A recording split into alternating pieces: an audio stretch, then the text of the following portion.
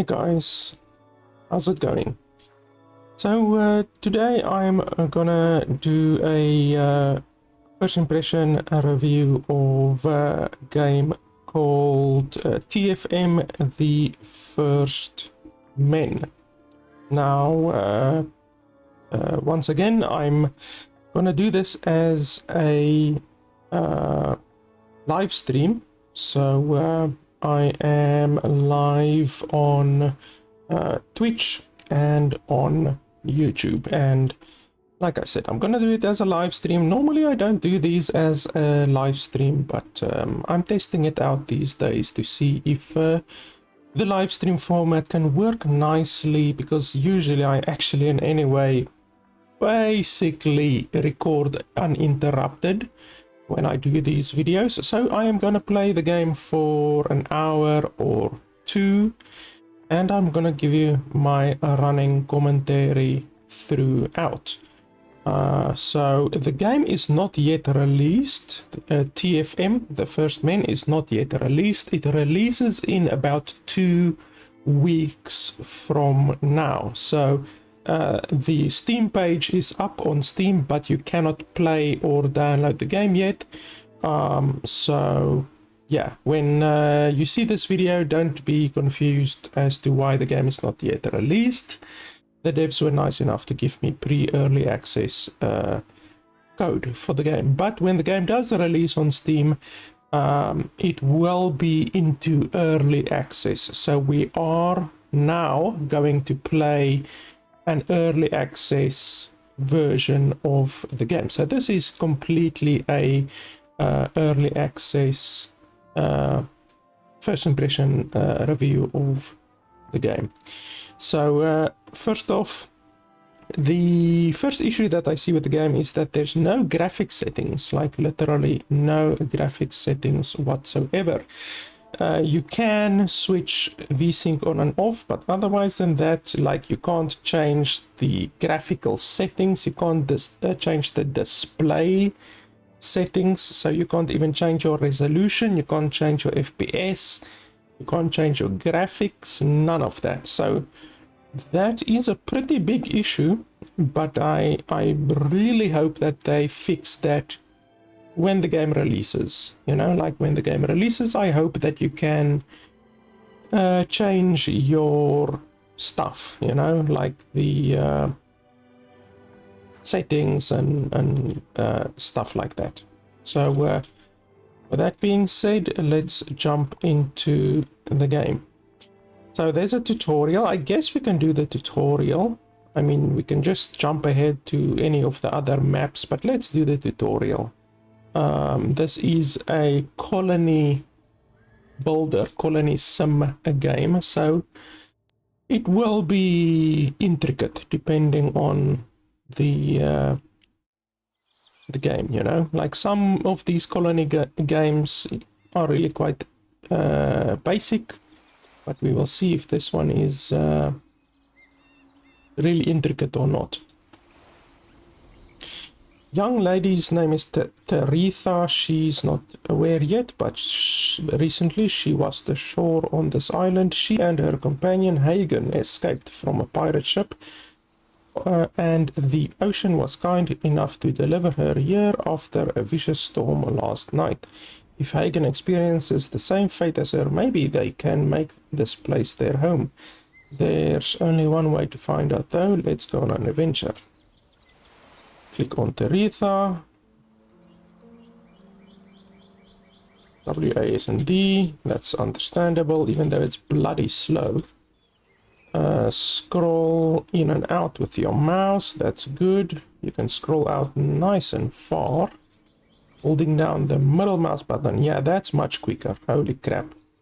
You see, that's much quicker than this, you know. WASD moves the screen incredibly slowly. Now you must learn to give orders. Try ordering Taritha to head down towards the northern part to get out of this cove. To do so, right click on your destination. Okay, over there. Yeah, this WASD movement is incredibly slow. They need to make it like at least 3 times as fast. Okay, blah blah blah, fog of war, we understand that completely. Fog of war doesn't really even need an explanation. I mean, who does not know about fog of war?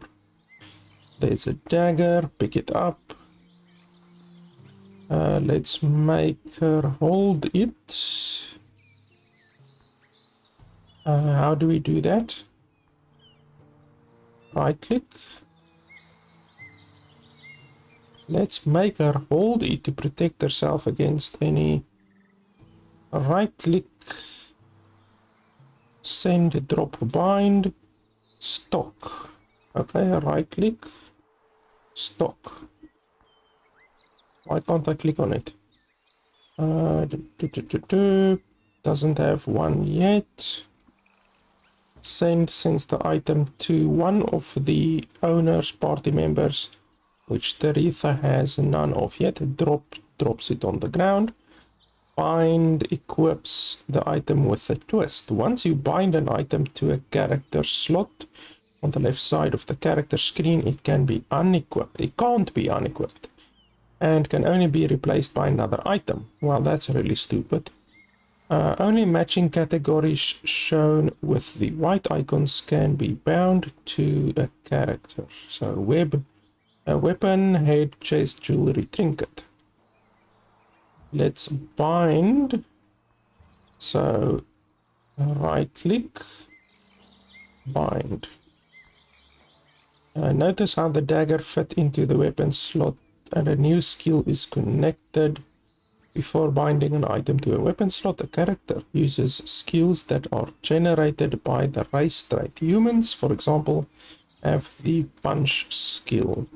So there's different races as well. Like you get humans, and then obviously we will maybe encounter other races down the line. Okay, on the thorns, right click on the thorns.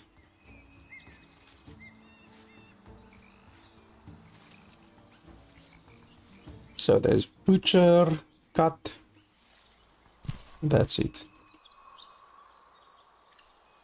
Okay.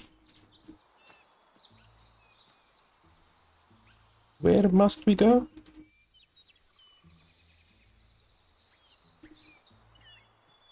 I don't know where we must go. Oh, okay. Holy crap, they really could have made it a little bit easier to see where you need to go.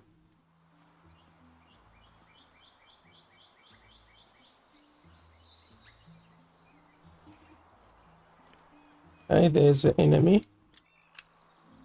Enemy Gnoll. We know that he's an enemy because of the red circle.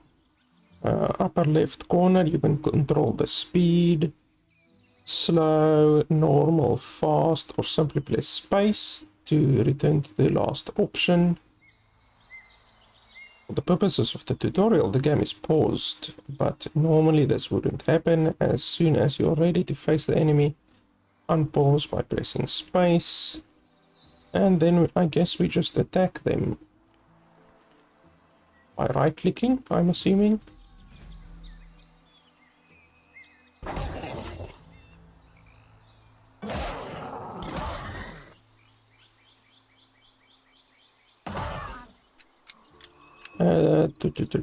Auto attack.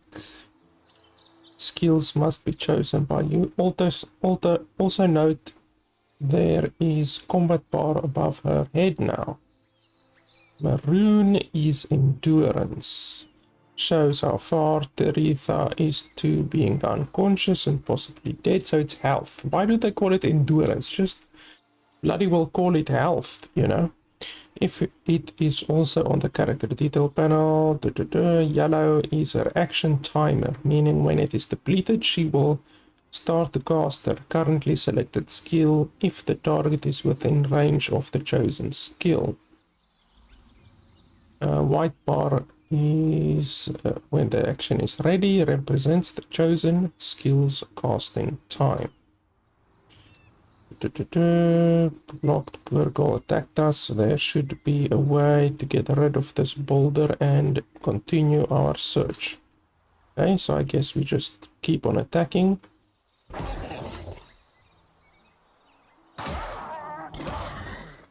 Holy shit, so this one actually damages ourselves. Deals 6 damage. Oh no, wait, maybe it's to his damage or what? How do I actually use this?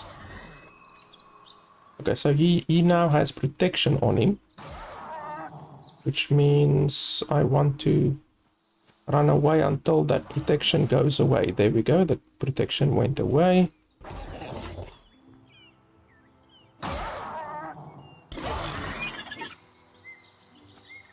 Boots of Striding.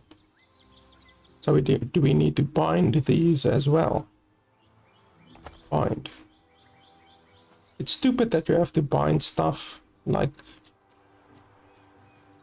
it makes it so that you can't swap items between your units. Okay, so I need a pickaxe to get through there. I guess we will find the pickaxe in here. Hey expert, how are you? Meat bug. Can we kill it? Nope, can't kill it.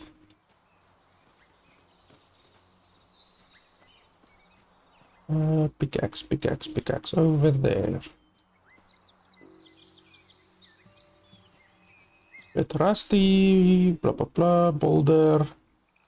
Tabitha is beaten from the previous combat and short camp to rest. She won't be able to use the pickaxe unless all of her fatal traits are healed. Okay, what fatal traits do I have? Those are good, those are good. There is an encampment button below Teritha's portrait on the bottom left. Left-clicking it while not in the home region puts all party members above it into camping state. Let's try it. Awesome. Great opportunity to learn about the character's traits while she's resting.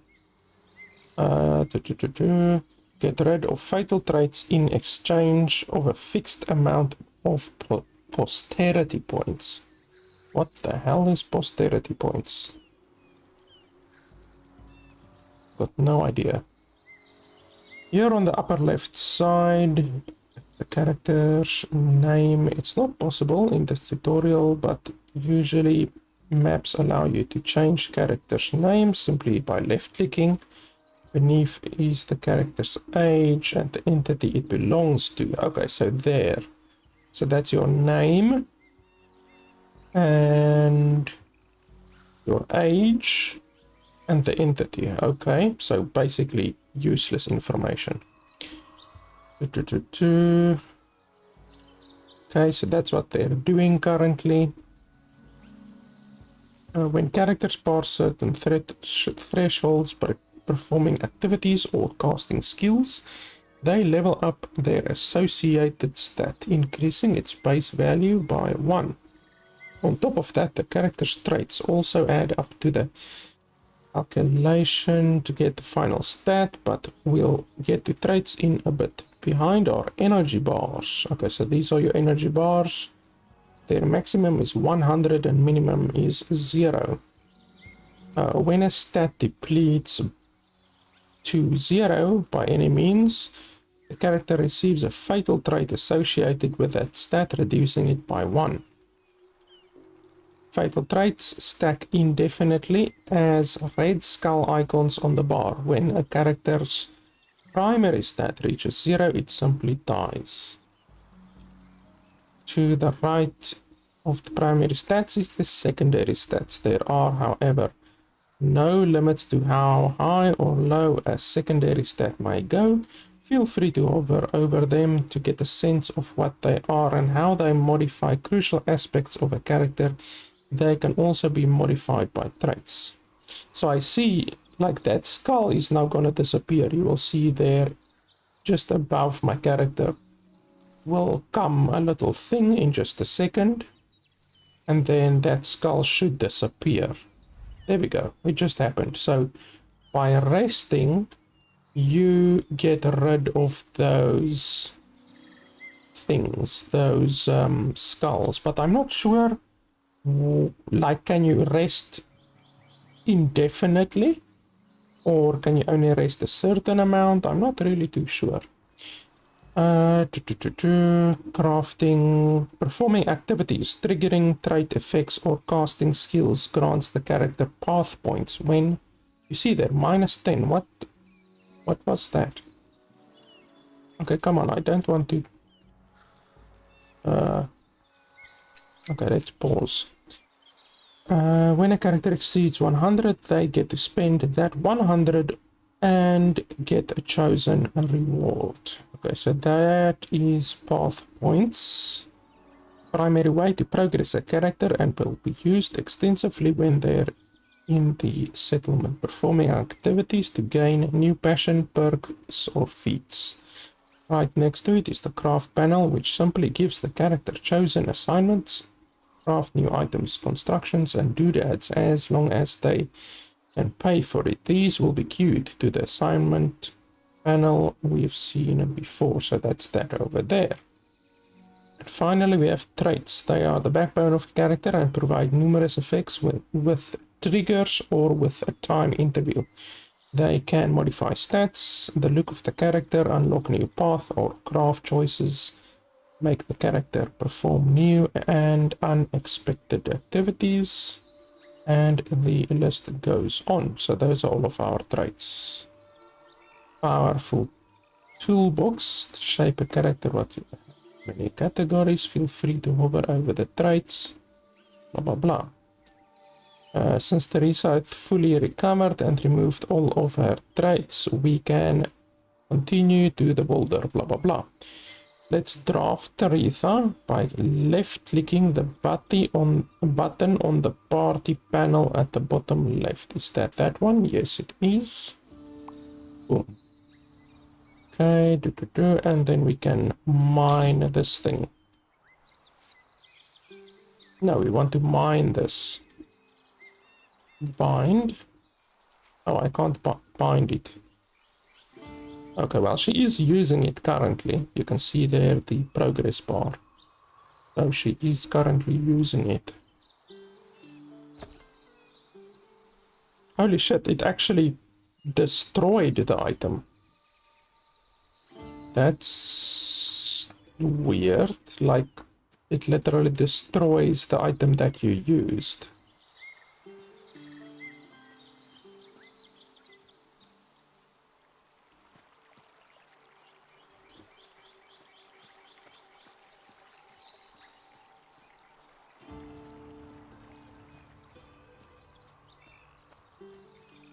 Can't I attack these things?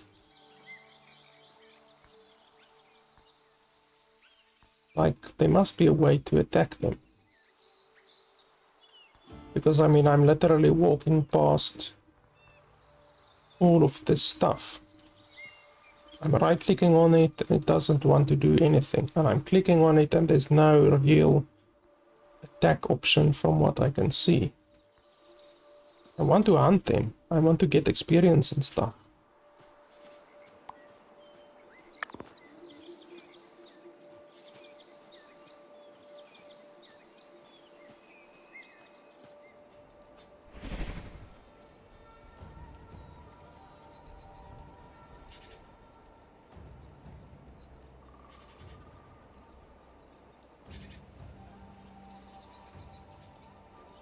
Where am I? You're alive. I thought I lost you to the tides. Feels like I'm gonna... He's probably gonna faint or something. Okay, he threw up. We should get you to a resting place. I've been looking all over for you. This place is really dangerous. We are desperately unequipped. All I've got is this rusty dagger. Well, it's not really dangerous, to be honest. I mean, we encountered one troll. Why don't we cautiously look around? This meadow seems peaceful, right? indeed, definitely more serene than the jungle I've been through. Oh, keep an eye out for a hyena-like humanoid creatures. I've had to fight one on the way here. Anyway, let's move.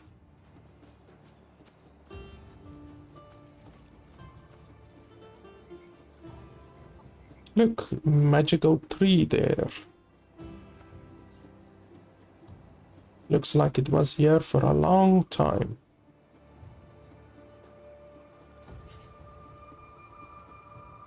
Magnificent. Looking around, I think this is where we should settle. I feel tranquil here. Can't argue with that. What should we call it? Tree of Light.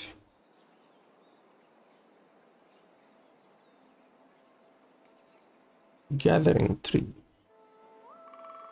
I love it. Well, enough chit chat. Let's get to work. We need to gather food. Then we should decide whether to eradicate these creatures so that we can peacefully settle here, or to build a boat and leave the island for good. Absolutely. May it be easy for us, Teretha. Thank you for saving my life. Well, I didn't really save his life. I literally just went and stood next to him. I didn't do anything else. Okay, but not long. Let's make sure they utilize their resources and abilities to survive, progress, populate, and explore.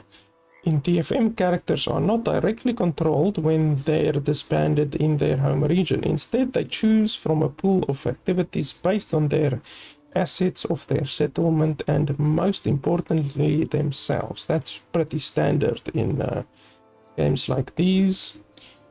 Passions are the main way to pick a path for a character's lifelong professional journey, and they get focus on...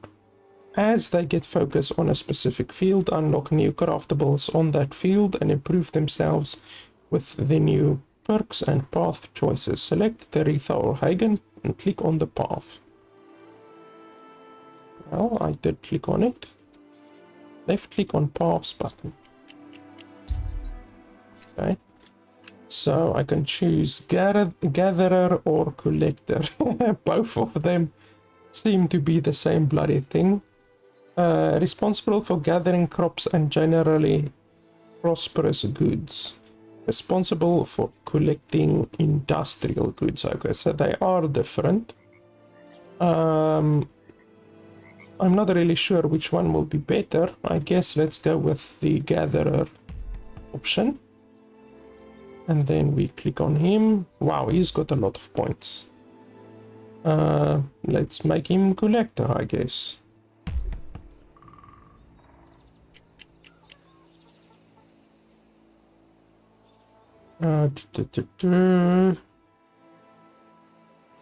You can close this panel and get back to it whenever you want. You can't spend more points unless you pick a reward from the currently presented path choices. Notice how long the path point bar turns yellow, meaning the character currently has an active panel that needs to be resolved. Since Teretha unfortunately was captive all of her life to the vicious pirates, she doesn't have any passions or specialities. The plus tab on the paths allows you to pick a passion with their hard-earned path points to carve themselves a path towards a professional goal. Picking a passion opens up new tabs related to itself for the consequent path choices, offering even more possibilities specifically tailored for the chosen path.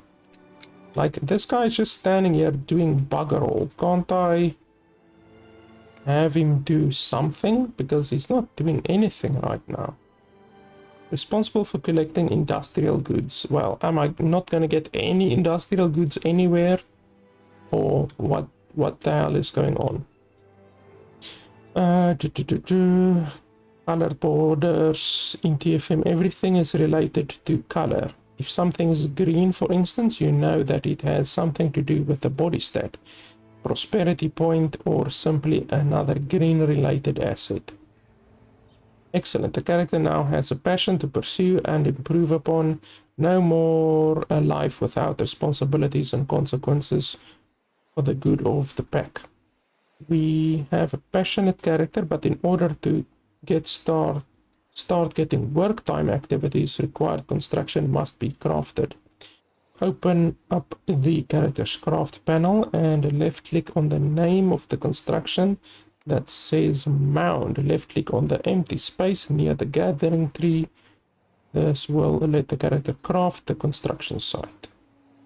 So there, industrial mound. And what, can I place it anywhere? Looks like it. Let's place it here.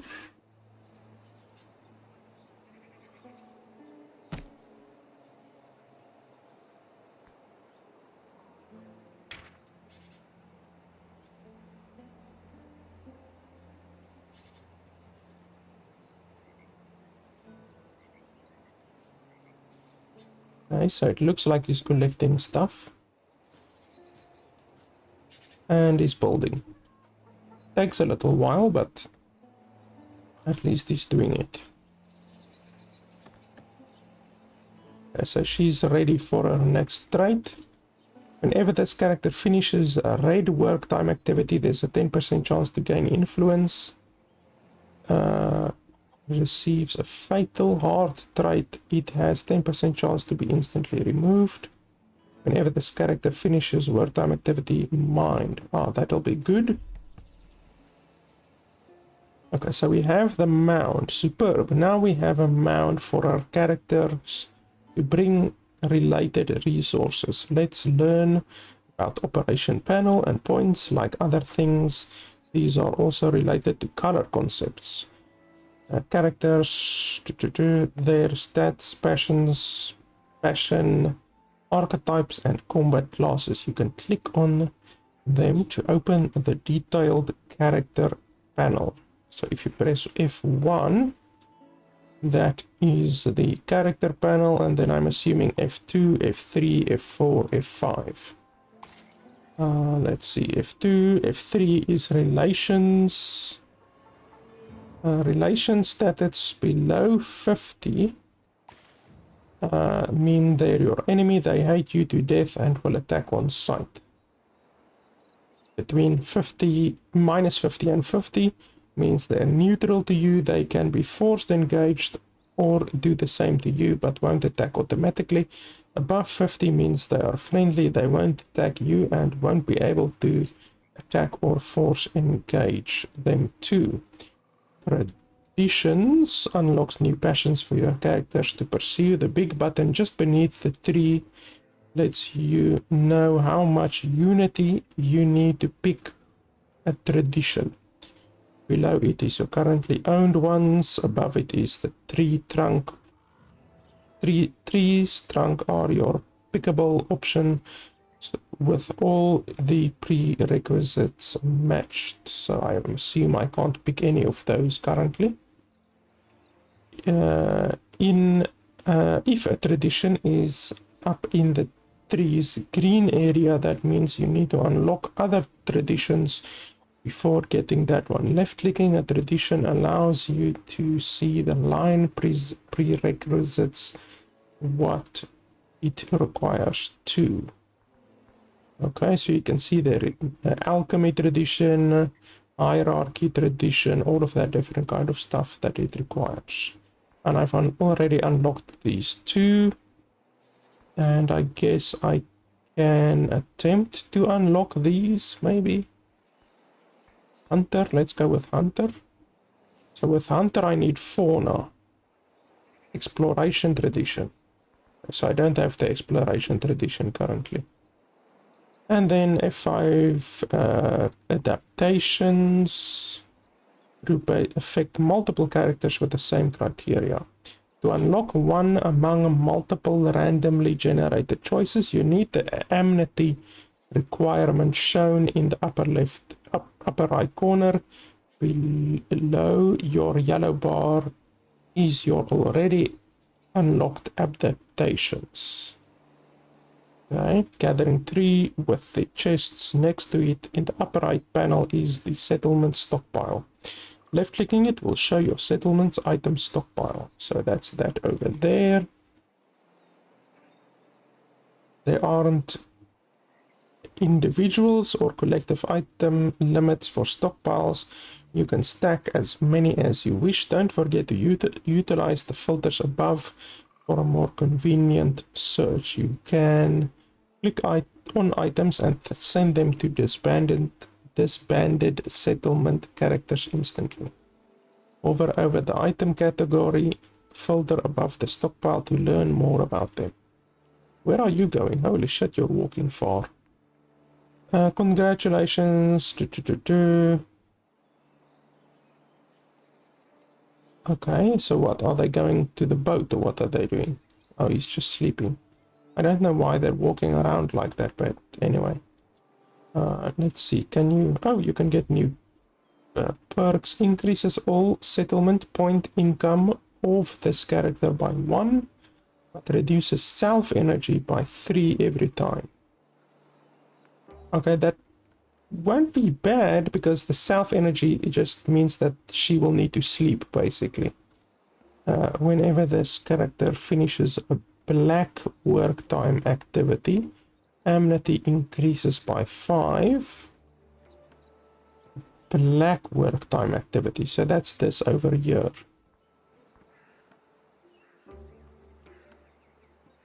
Okay. Whenever this character receives a fatal self trait, has a 25% chance to gain 25 path points. Yeah, no, I think we'll go with this one. Whenever this character receives a fatal mind trait, 25% chance after every completed building. That's not bad. 8% chance to receive an extra yield after crop gathering activities. That's very good. Let's have a look at this guy's traits. Finishes a green. That's very good. Green downtime activity. There's a 10% chance to gain a boon called Vigorous Regeneration.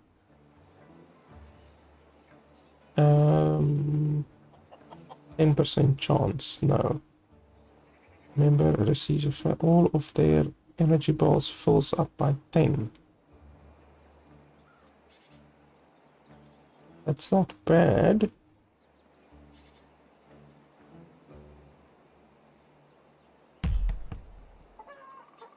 IT Hoppy.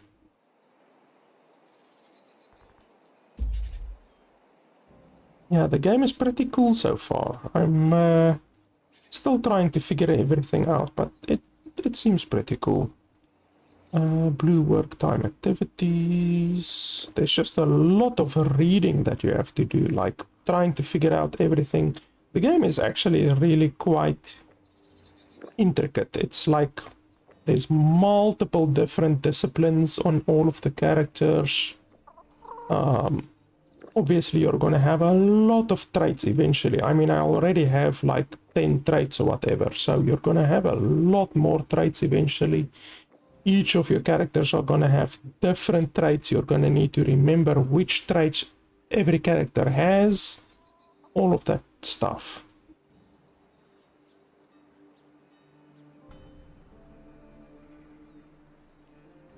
Oh, okay. Thanks for the advice, Noppy. I think...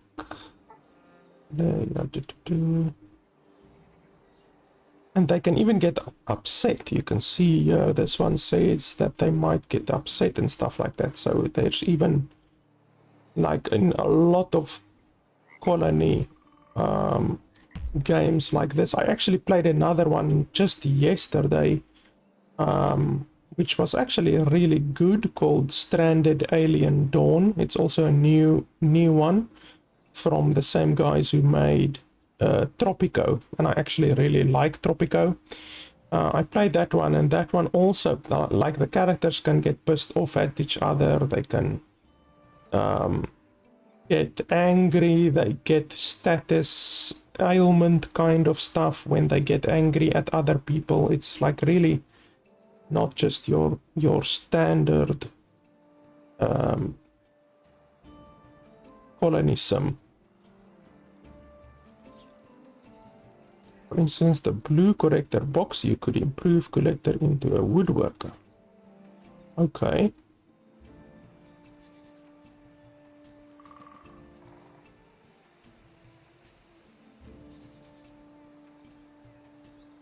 Wow, this one is good.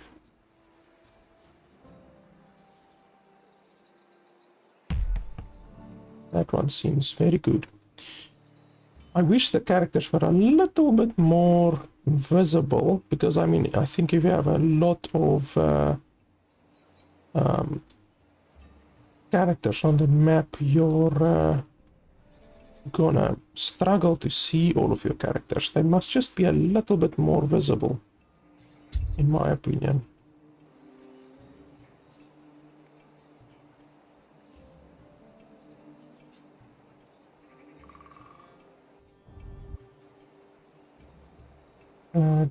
Character gains settlement points as well pass as long the primary stat with the color is below 16. Huh? This character can now gain settlement points as wild paths as long as the primary stat with the same color is below 16. Okay, well, all of my stuff is below 16, so I think that will be good. I think so. Whenever this character levels up soul stat, unity increases by 20. Whenever this character receives blah blah blah. Whenever a new character is born, unity increases by 15. That seems pretty good. That one seems good. The blue fang. Okay, is it this fang over here that you're talking about? Or what? Or was it in this panel over here?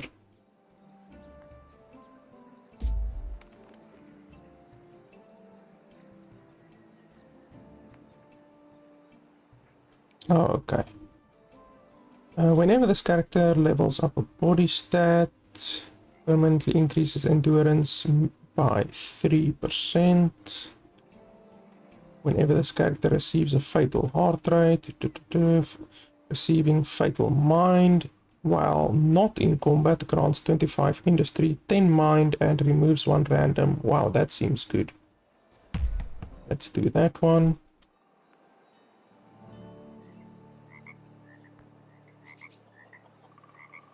Let's see what I can build.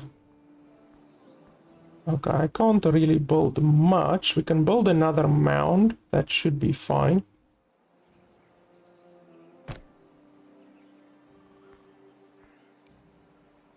Ten stacks of clay. How much clay do I have? 30 clay. Okay, so I have more than enough to actually build that. That's fine.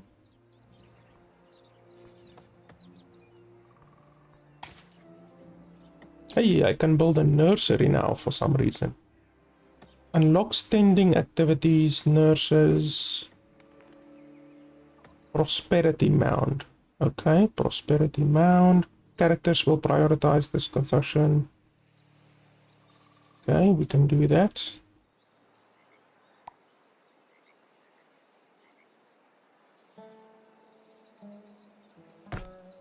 And then I also want to build a nursery, I think.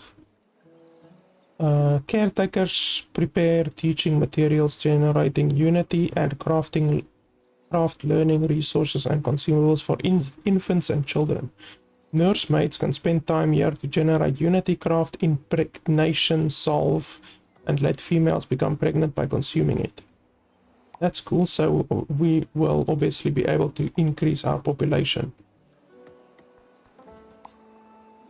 Wow, that's a big building.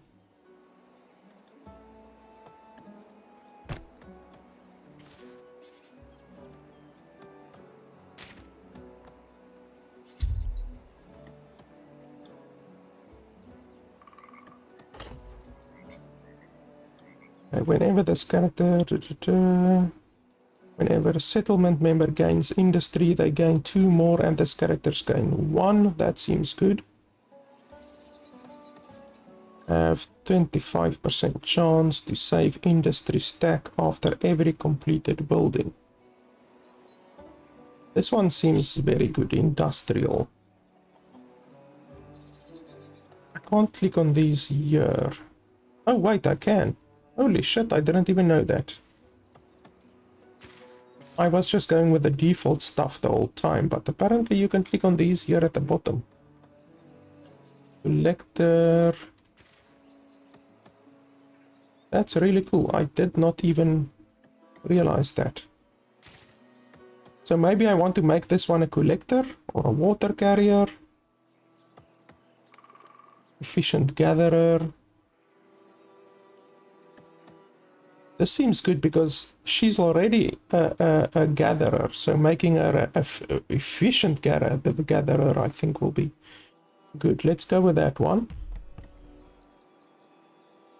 And then let's check out this guy's perks. Energetic receiving, blah blah blah. Mind experience every time a building is built. Woodcutter. Ah, woodcutting will be nice. Rock splitter, clay digger. I don't have a huge amount of clay, so let's make this guy a... Okay, woodcutter, you say. Okay, we can go with the woodcutter. That's fine. And then... Hoppy, is it good or bad to give them multiple stuff? Like, should I give them woodcutter and...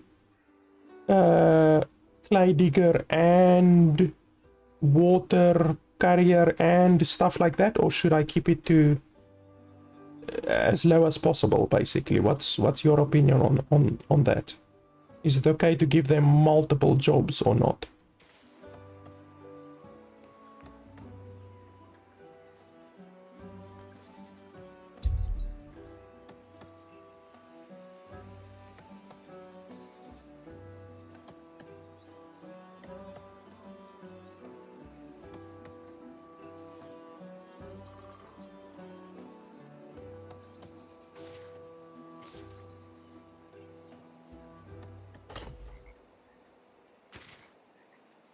Okay, my nursery is done. Cook. We can make her a cook. Water carrier. How much water do I have? I don't have a huge amount of water, so I guess we can make her a water carrier. Because I only have like 13 water, and obviously I think it'll be pretty bad if you run out of water.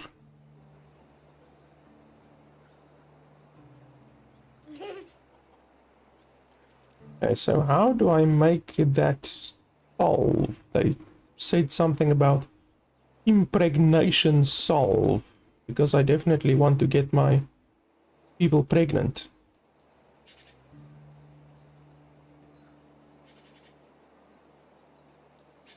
Let's speed up the time a little bit. Can we speed up the time? Or can we just pause? Oh, I wanted to speed up the time a little bit. Let's see. In stockpile. Oh no, that's not...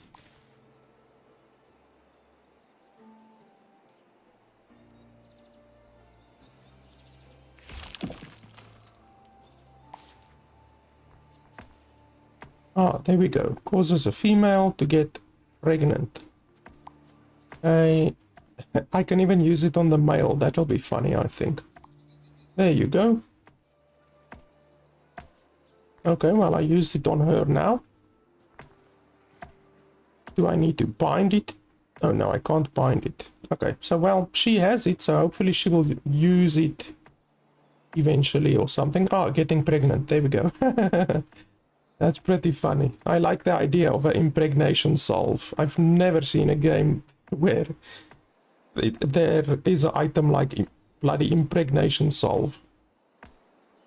Okay, so this guy is chopping down trees. That's good. How many trees. Okay, well, we have a fair amount of trees.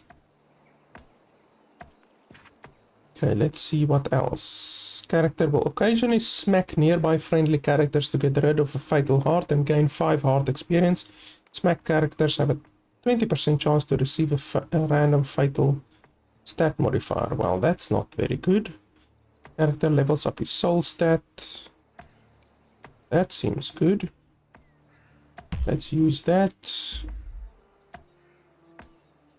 Whenever a settlement member receives fatal soul, 35% chance they lose it. Increases efficiency. That seems good. Since he's already a woodcutter, we can make him even more efficient woodcutter.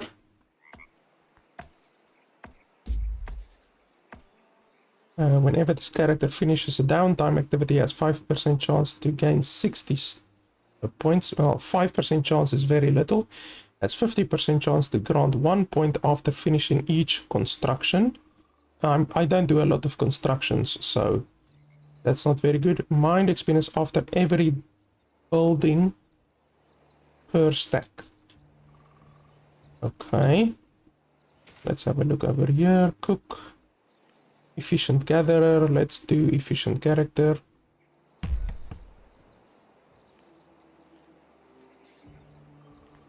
Okay, well, I understand the game pretty good now, so I think like I can quit the tutorial, because I mean playing in the tutorial it's a little bit stupid. So let's quit. I will save, but let's quit. And then I will restart in a real game with like on a real map. Okay, so this one is under development. That's fine. So there's a couple different maps. At least this game is a little bit better than what the other one was that I played, Stranded Alien Dawn. Because in Stranded Alien Dawn, they only have one map and one game mode. At least in this one, they have a couple different ones. So that's nice. I'm not sure which one of these is the easiest. This one looks cool. This one definitely, I think, will be a little bit difficult. This one looks too mountainous. You know, I don't want a place that is too mountainous where you won't be able to build a lot. So yeah, I think this one will be pretty nice. I don't care about the lore of all of this kind of stuff. Really, that doesn't bother me too much. Like, it's nice having lore and all of this kind of stuff, but honestly, I don't really care about that too much. Okay, so you can still do the pausing. I thought they said that you can't pause, or you can only pause in the tutorial, but apparently not. Okay, so let's quickly have a look at all of my people. Entertainer. That'll be nice. I think having an entertainer will be pretty cool. That'll keep everyone happy. Can everyone have different ones? Let's have a look. Yeah, so this one has different stuff. This one has different stuff. Okay, so we need a gatherer, definitely. I just want to see, I want the one with the biggest green stat to be the gatherer. Alters based on its color.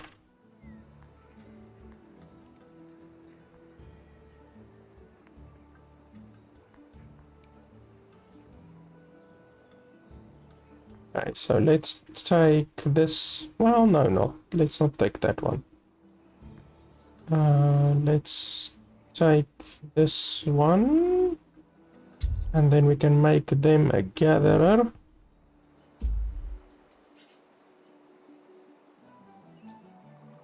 Okay.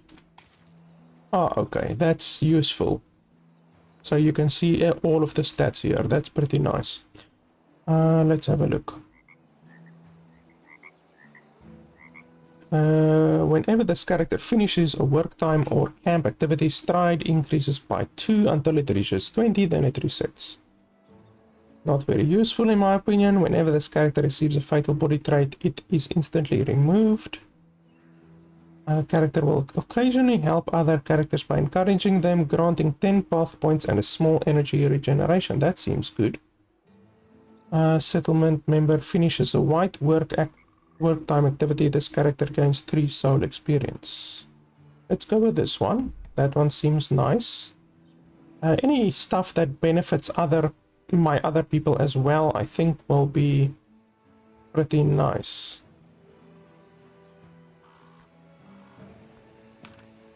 Yeah, stride will be nice, you know, like moving faster and that kind of stuff, but it's not useful when they're standing still attacking a tree or standing still mining something or stuff like that, you know. So movement speed is cool and everything, but I am not a huge fan of moving fast because it's essentially useless in when they're actually doing something.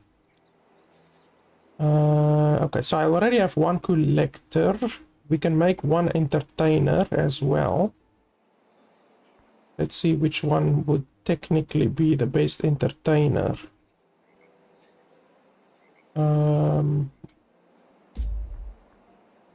This one will be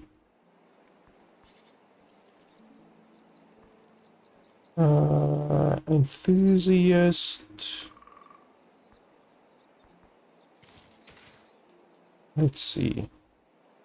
There's a lot of reading in this game. Holy schmoly. Like, unless you know all of these perks off by heart, there is so much reading that you're gonna have to do. Female characters with this trait can now become pregnant by spending amnesty through wild path choices. Only male characters can benefit from stat modifiers.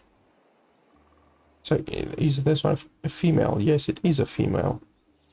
So by spending amnesty through wild path choices. Amnesty. Amnesty. Where's amnesty? I'm not sure where amnesty is or what amnesty is. Is amnesty your experience or what is that? Because it says you can spend amnesty, but what is amnesty? Costs 30 amnesty. Black resource. Okay. Well, if it only costs 30 amnesty to get pregnant, I don't think that's too bad. Oh, over there. Oh, okay. Thank you very much, Hoppy. You are very useful. Okay, so that's amnesty, unity. I didn't even see these things up here. I thought that when I select a perk, like 40 influence and 30 amnesty and 30 unity, that I'm spending stuff over here. But as it turns out, I'm actually spending these up here. I did not even realize that. Okay, well, in that case, I'm not gonna take that one. Let's see. Work time activities decrease body energy of this character by 5, but grant oneself experience and amnesty. Receive grant 6 unity while not in combat. That will be pretty good, I think. While not in combat. And then this one doesn't have a job yet. So let's give this one a job. Contemplating generating unity. We can do that. Yeah, let's make that one a philosopher. Okay, so this one. Okay, let's see. Fit.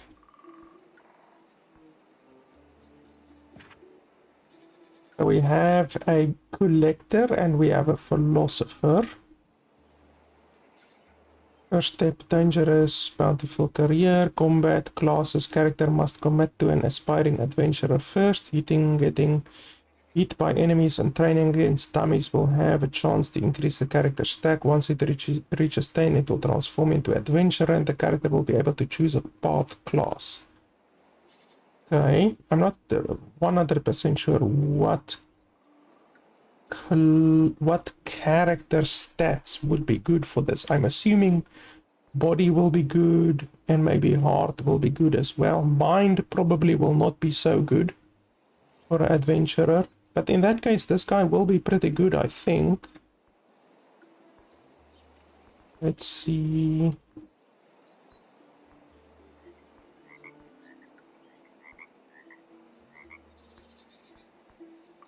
All fatal bodies are removed instantly. That seems incredibly good. I mean, this is a 4-star ability. None of my other dudes have any 4-star abilities.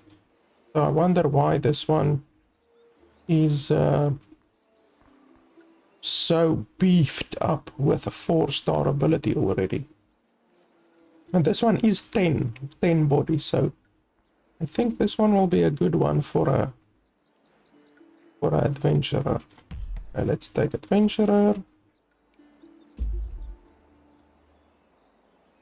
Receives a fatal self, fatal body. Okay, so you get fatal body, you get fatal mind, fatal heart, fatal soul, fatal self. Increases all settlement point outcome, reduces self energy, 25% chance to save one industry. When this character levels up, body stat permanently increases endurance by 3. That seems pretty good. Let's just have a look here. Regenerate 1 body energy while in combat per stack every 6 seconds.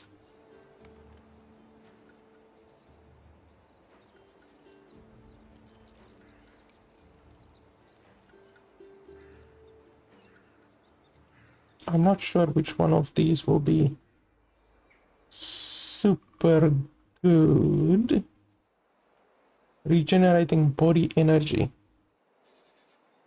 I guess we can choose one of these. Let's go for the green one simply because I already have a lot of green stuff. That should be good. Okay, so that one is... Okay, no, and this one is not done. That one is done. That one is not done. That one is done. This one is not done. Let's do these two quickly, then we can get started. So I have a collector. I have a philosopher. I have a fighter. We can maybe make this one an entertainer. We don't have an artisan yet. We don't have a... Do we have a gatherer? We have a gatherer. So we do not yet have a collector. We can make this one a collector, I think.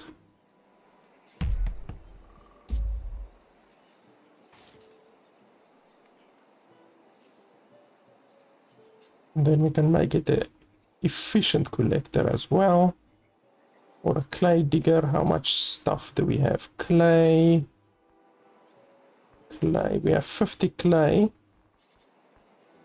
We have 50 rock.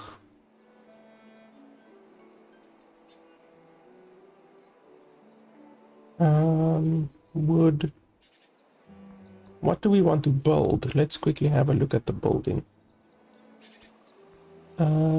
Okay, so that takes clay, that takes clay. That takes a lot of rock.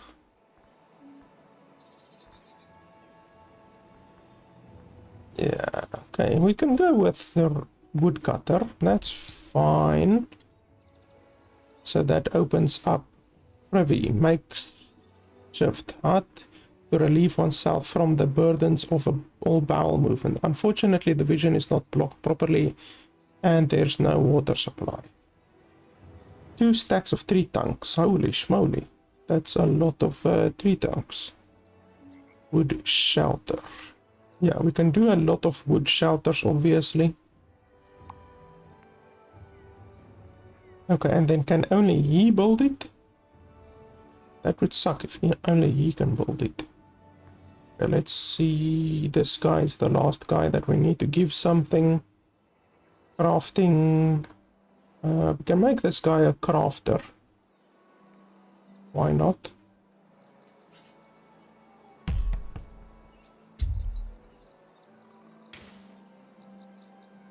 War crafter. No, I don't want a war crafter.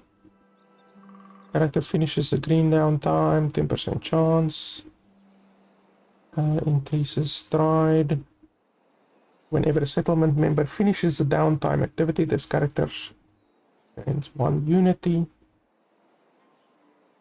50% chance. Let's do that one. Okay, so let's have a look. Crafts. Crafting table. Repair scrap. Wood parts. Okay, I want to make shelters.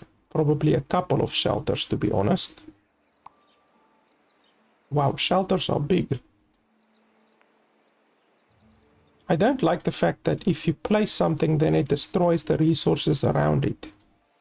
I don't like that in games. I would much prefer it if the resources around were not destroyed.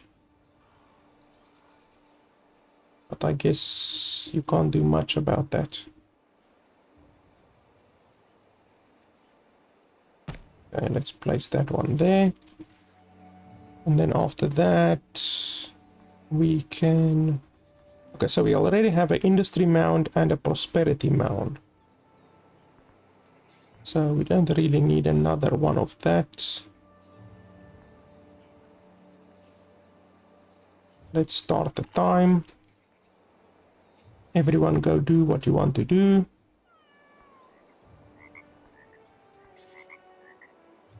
Makeshift privy. 2 stacks of 3 trunks in stockpile. I think I have that already, maybe. So, is this guy literally the only dude that can build currently? I think it's subject 42, if I'm not mistaken.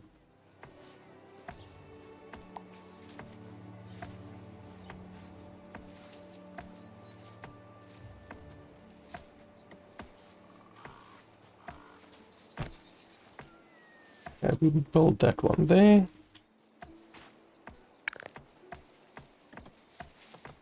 Yeah, so now I can speed up time, fortunately. So in the tutorial I couldn't speed up time, but now I can speed up time, so that's nice.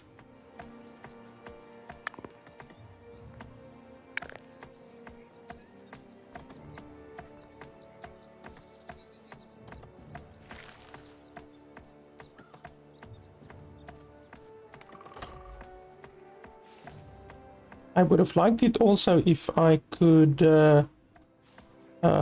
why does this guy have an exclamation mark?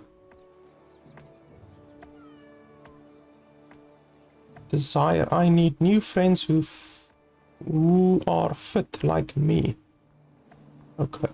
Well, I can't do much about that, to be honest. Anyway, tab, you say. Oh, okay, so tab selects the different people. That's cool. Okay, I'm just thinking... I would have liked it if it actually showed you which people are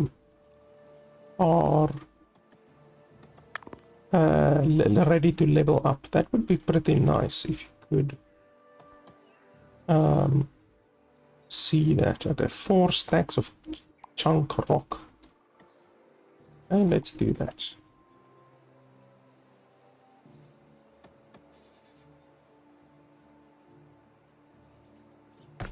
Right there. Shrine. Okay.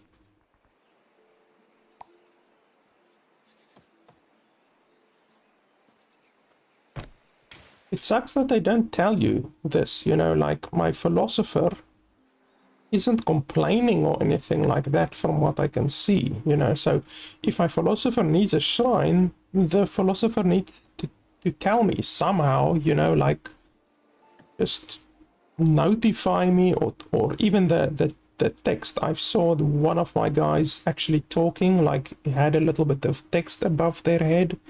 Like they should at least tell you, you know.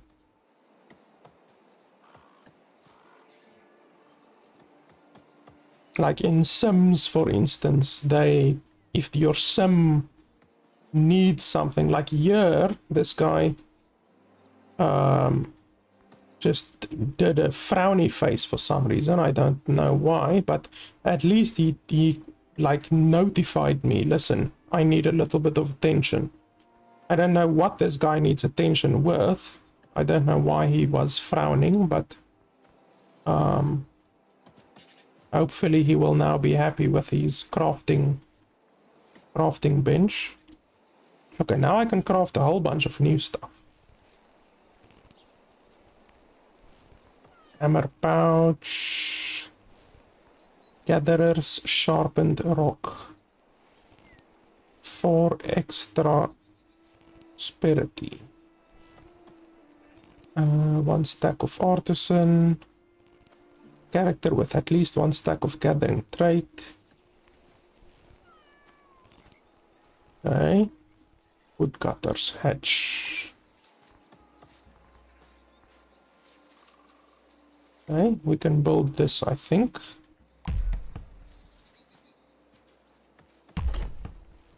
Huh?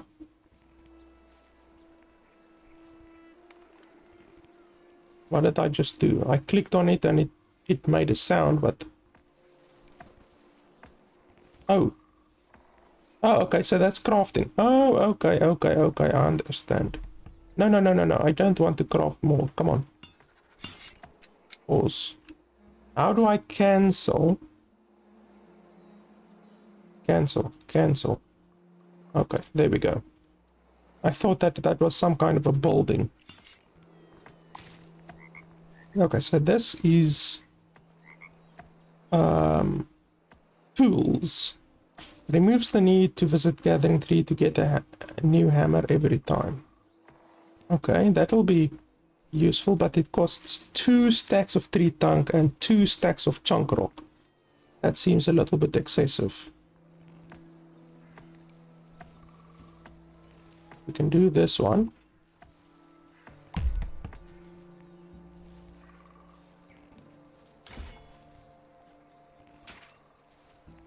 Okay, to the character screen and right click on the job.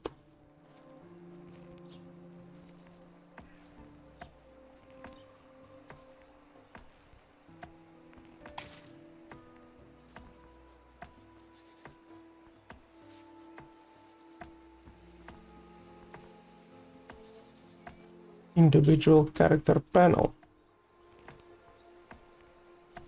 Oh, okay, yeah, I did that. Okay. That's fine. Okay, so is everyone happy now? This guy is gathering. This guy... I made a fighter, so I guess sending this guy out to do fighting without a weapon is probably not advisable. So how do I get this guy a weapon? Makeshift club. Okay, that's fine. Let's make one, and then that will be for you. Yeah, go get your makeshift club.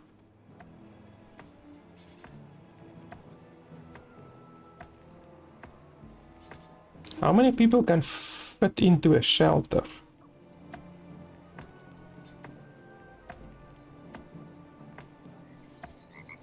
I wonder. Okay, a dummy. That's fine. Let's do a dummy.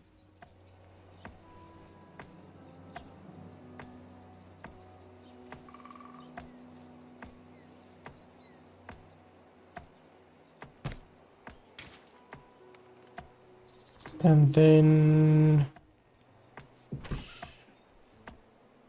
Can only one person fit into a shelter, or how many? It doesn't even tell you. Like, it doesn't tell you year. And it doesn't even tell you year. So how are you supposed to know how many people can fit into a shelter? Normally it would tell you like 4 people or 1 person or whatever. The game not actually telling you isn't that good. Okay, chunk rocks. I do not have a lot of chunk rocks.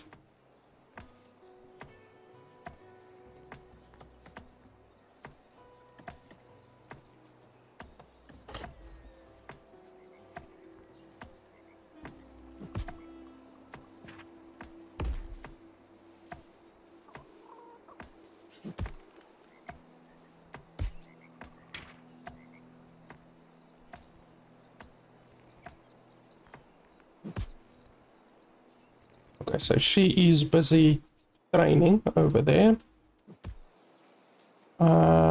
Let's have a look here.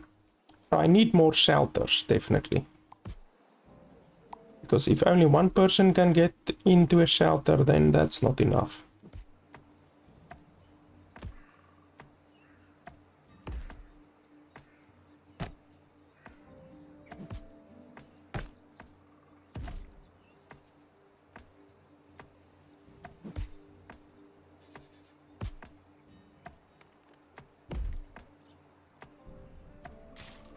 Okay, well, I've got 3 now. Let's speed up time a little bit.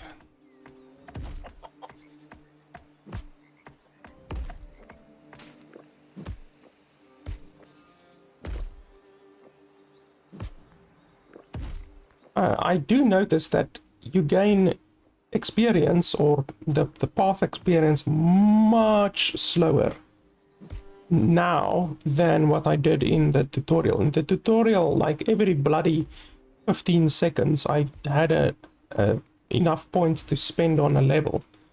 Now, like, you gain so slowly. It's a little bit discombobulating compared with the tutorial. I was so spoiled in the tutorial with traits.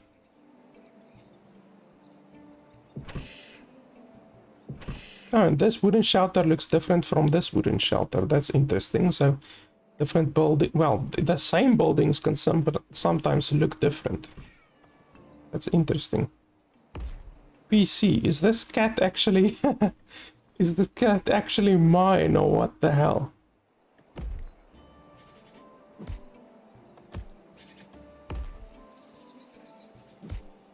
Okay, so I don't see anyone that can level up yet. They're getting close, but not quite yet. You see, all 3 of these shelters look different. This one, and this one. All 3 of them are wooden shelter, but all 3 of them look different. That's interesting.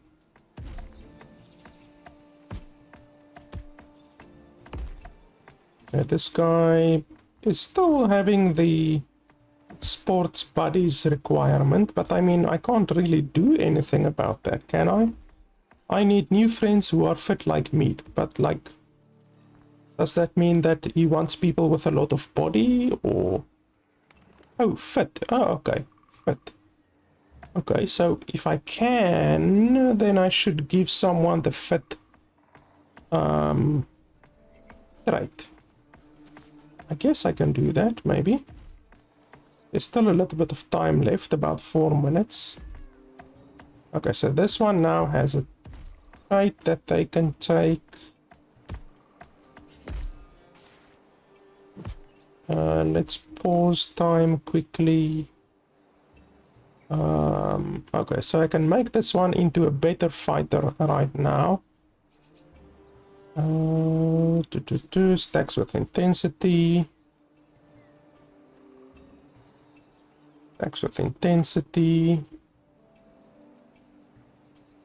Generates 2 endurance while not in combat per stack every 30 seconds. So you get 1 endurance every 15 seconds. Plus. Okay, path reward. Oh, okay, that's cool. Fighter. Master of Axe, Shield, Plate. Okay, Sentinel. So you can basically specialize them a little bit more. That's interesting. It does cost influence. And I only have 188 influence, so this is gonna use 50% of my influence already, which is a little bit rough. But what can you do? I don't care about the fighter too much right now. The fighter is on my lowest priority, basically. I want my gatherer definitely to be better. And then... where's my other dude there? Let's see. When a Shadowborn character is born into the settlement, the character gains 50 path. Dynamic. Whenever this character finishes a work time activity, spends 1 influence to gain 1 hard experience. Has 25% chance. Gluttonous. See. Okay, so this one is a philosopher. I don't really want to make her do anything else. I want to keep her as a philosopher, to be honest.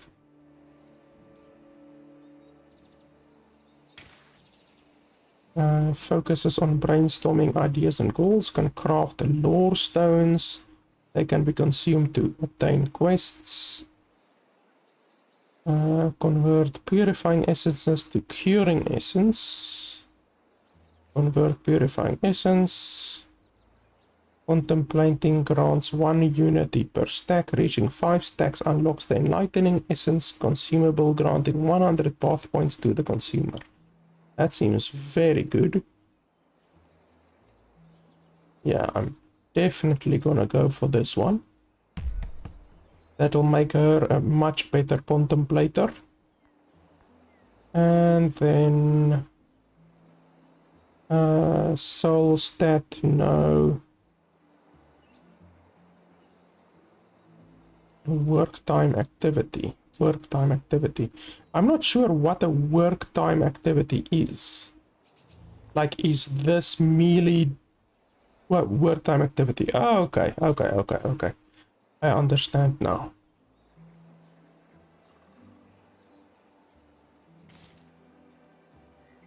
Let's have a look. Stacks with intensity. Stacks with intensity. Generates while in combat. I wonder, does training on this dummy, does that qualify as being in combat or not? Because that would basically mean she's constantly gonna be in combat and constantly gonna be benefiting from this perk, because the perk says only while in combat does she generate energy. But if the training does not include being in combat, then that's a little useless, to be honest. So you can generate 1 every 6 seconds while in combat, or 1 every 15 seconds while not in combat by taking this.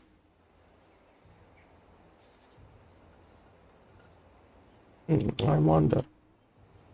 I think while not in combat will be better. The perk that says while not in combat. Guard focuses homeland, borders, and scouting. I don't know if scouting will be that good. Entering combat while in grassland regions grants a boon that increases all secondary stats and endurance by 10. 6 endurance.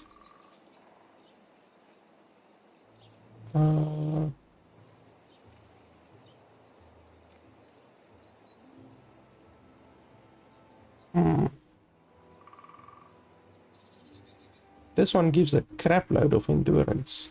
43.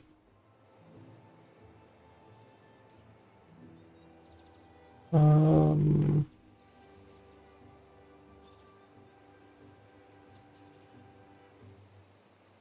wonder why this one gives so much more stats. This one gives 43 endurance and threat, whereas this one only gives 23 endurance. Like, it feels as if the fighter perk is way better than the sentinel perk, really. And I'm not really even sure that I want to choose either of these right now. Shield, axe, plate, and combat maneuvers. Spear, crossbow, chainmail, recovery, morale, and hope restrained from the backline. Okay, so this one is a front line fighter. This one is a backline fighter, basically. I'm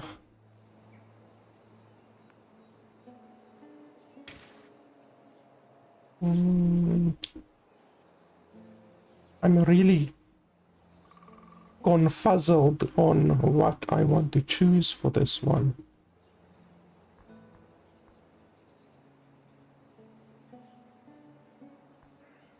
Not sure which one will be the best.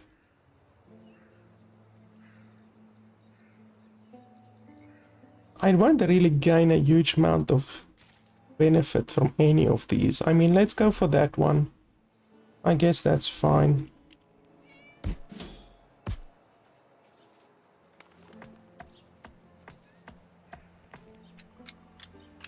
What do you want? I'm sick of bashing dummies, or why can't I face some real enemies? Okay. Can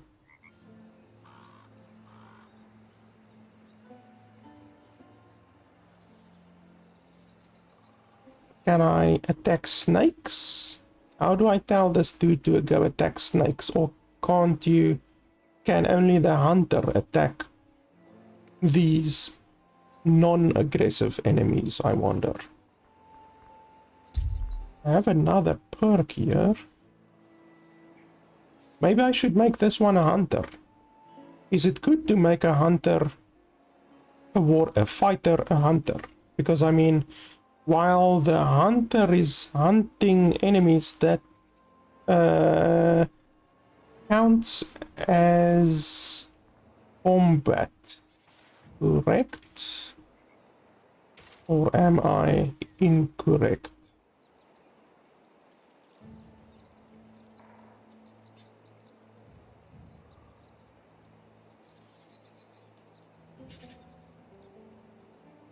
Finishing work time activities. Grant 4 mind. That reduces mind energy. Mind experience and industry. Wow, that seems really good. Finishing work time activities grants 4 mind experience and industry, but reduces mind energy by 2. This one seems very good. Let's go for that one. Okay, well, this one wants to fight, so let's go out and fight someone then, I guess. Oh, this guy has 2 perks ready. Let's see. Whenever this character levels up, a body stat permanently increases maximum endurance. Whenever a settlement member receives a fatal soul. Black work time activity. 50% chance, finishing construction. Yeah, how doesn't this guy have a job yet? I thought I gave everyone a job. Is this a new member? Holy shit, this is a new member. Okay, I didn't even realize we have a new arrival. Okay, so I think I have a collector. Let's have a look. Artisan, collector, gatherer. Okay, so I have a collector and I have a gatherer.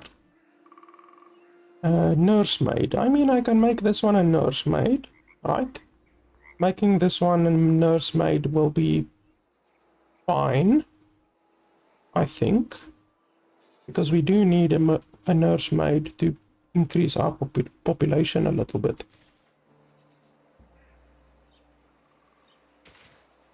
I think that'll be fine. I don't see why not.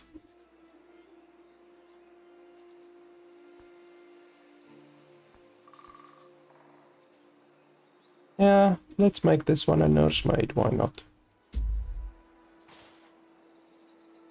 Tending activities have a 5% chance to apply tier 0 random personality trait to the infant.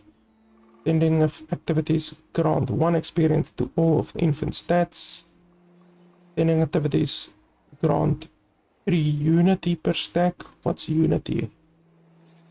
Oh, unity. Tending activities has 10% chance to apply a stack of developing infant, a trait normally applied by caretakers to infants when they're free of any needs. Tending activities grant a condition to the infant that removes the next fatal trait. Has 25% chance to get pregnant every son. Wow, that seems very good. 500 prosperity. That is insane. 500 prosperity.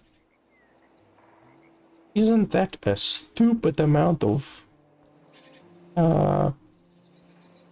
bloody stats or spending stuff? I mean, I already have 5 impregnation solves, so I don't really need to spend that. I think that's insane. 500. Let's see. Green work time activity. Fatal trait.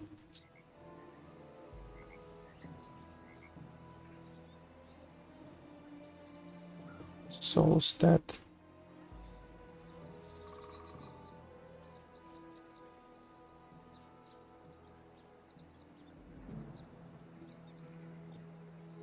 Insight pieces. This one's soul stat is gonna go up a lot, if I'm not mistaken, because she's a nurse. So I think humble will be a very good one to have. I mean, these will also be good. Tending. Yeah, perhaps I should go with these ones instead.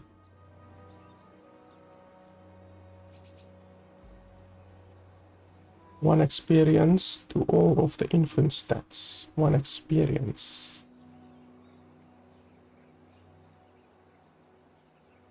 Yeah, let's go with that one. And then let's make this one pregnant. Right, that's fine. Yep. We can make this one pregnant. And then who else is slacking? Who I can also make. Oh yeah, I need to build a nursery. Thank you very much. Hoppy, you are so helpful. You do not understand.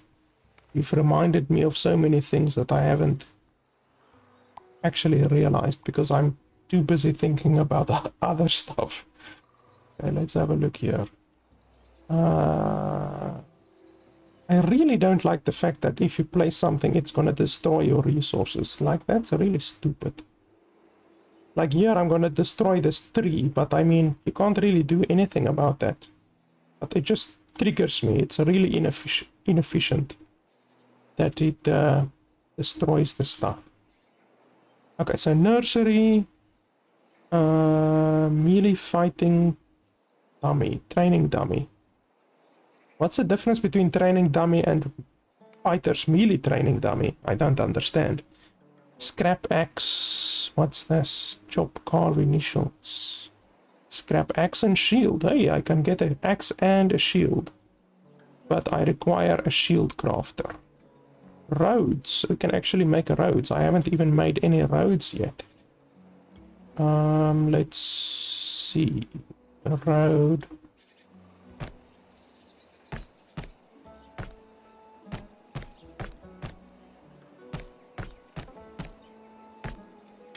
Okay, there we go.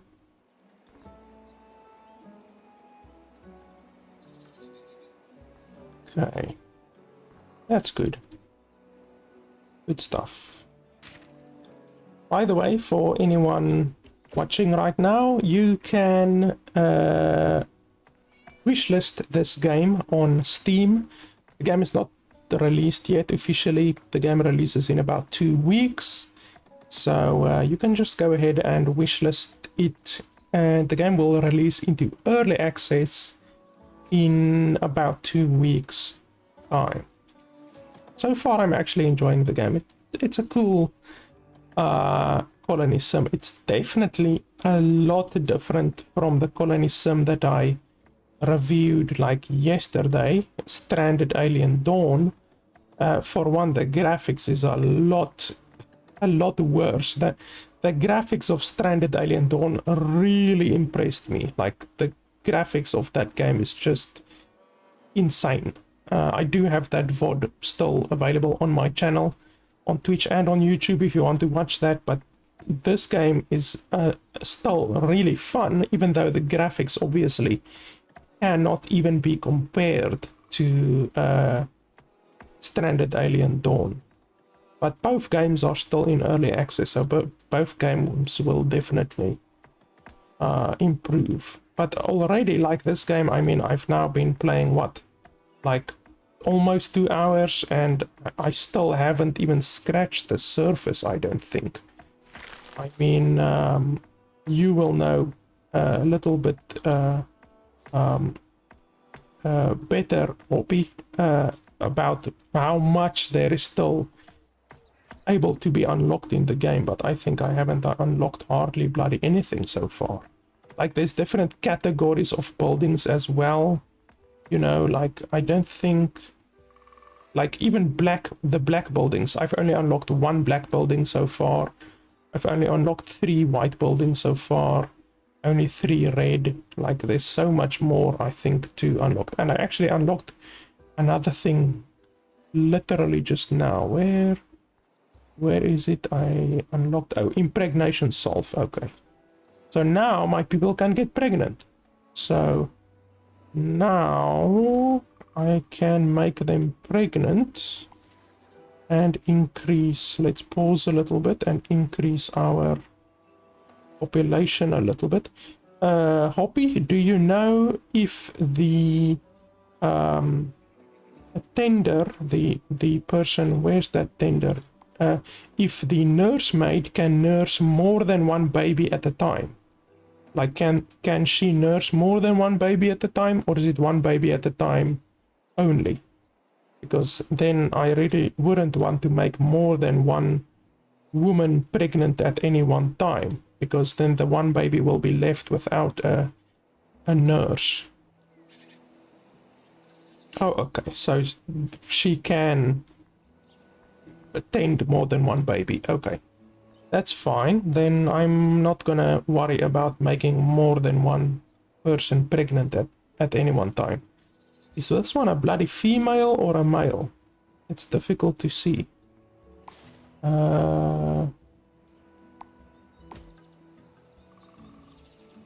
Okay, I'm gonna make 2 people pregnant. Let's make this one pregnant. So we go over here, and we go over there, and we go over there, and now she is magically pregnant by just applying the impregnation salve on herself, she magically becomes pregnant. I've really never seen a game that handles pregnancy this way. It's quite hilarious, to be honest. Like, she goes in there with the impregnation salve and then boom, she's pregnant. Okay, so who can level up? Let's have a look.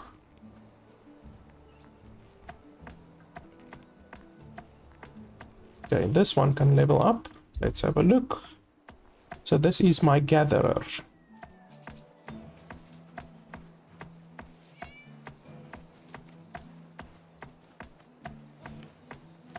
How much water do I have?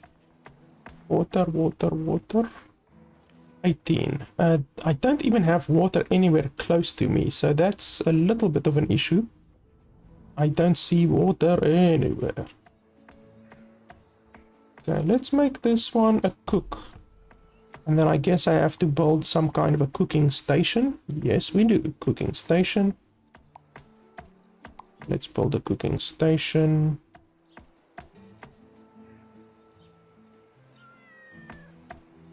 Right there. Then we can get some better food up in this place.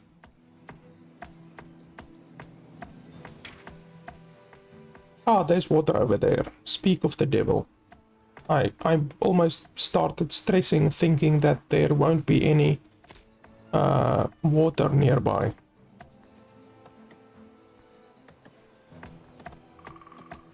Okay, so this one is just standing here now. Let's see. Cook's char screen show you what you can build. Okay, so we go to the char screen, we go to the cook, and then we go over here. Okay, so it shows that you can build the cooking station and stuff like that. That's fine. Okay, let's draft this dude. Why can't you be drafted? Why can't I draft this one? I mean, it's a warrior. I'm clicking on draft, nothing's happening. Am I missing something? I'm right-clicking, nothing is happening. Why can't I order you around?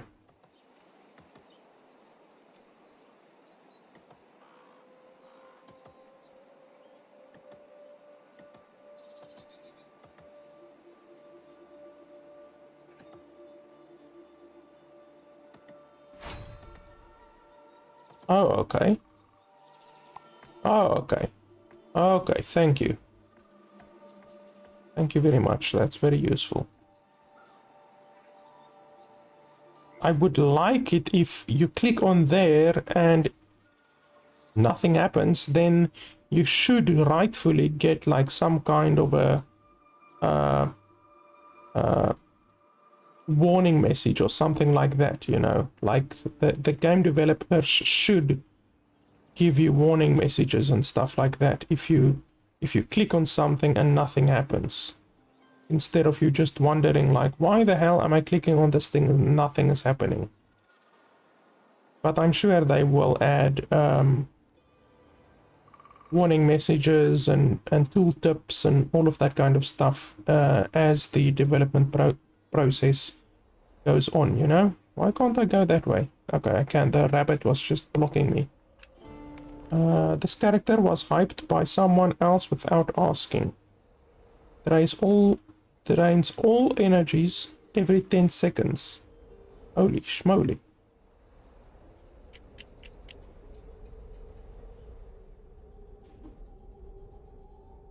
Okay, there's... holy shit, giant crab. Okay, so 48 health and I just... okay, well, I have 163 health. I don't want to take both the wolf and the crab on at the same time. So let's see if I can goad one of them out at the time. Okay, no, not both. Bugger off, not both. Run away! Okay, I just want one of them, not both. Okay, well now I have bloody well 3 different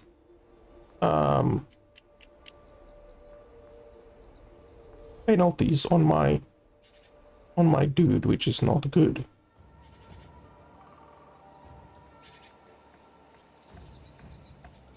A bone armor, you say? Bone armor. Okay. Let's see. Makeshift club. Did I even give the makeshift club to this person? Ah, we got a baby. Nope, I don't even think I gave it to this person. So, test subject 18, that's that one. And then... Holy shit, I didn't give any of these things to anyone yet. That's not good. A bone armor, test subject, bone cap, test subject.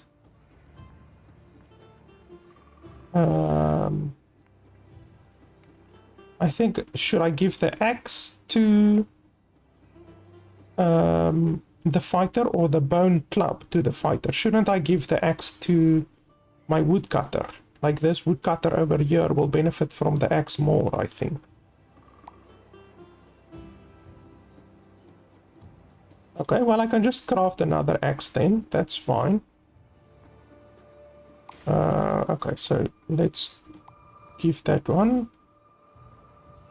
Oh, okay. Stock. Bind. Bind. That one. No, I don't want to do that. Stock. And then number 13, I believe it's this one. There we go. Bind. So that will increase his wood chopping. This one, where's my gatherer? Gatherer. Let's have a look. There's my gatherer. My gatherer should get my gathering rock. Where's that one? That one over there. Bind. Is there anything else that I need to equip? Cigarette. What the hell am I supposed to do with a cigarette? When smoked to cure 2 fatal self, grant a condition that rewards 1 amenity after work time activities. I wonder if that's a permanent ability or not. Okay, blah blah blah blah. Okay. Okay, so let's craft at the crafting table, I think, an axe. Scrap shield, scrap axe and shield. Okay. Axe crafter, shield crafter. Okay, let's see if I can do one of these. I hope I can. Okay, let's start the time again.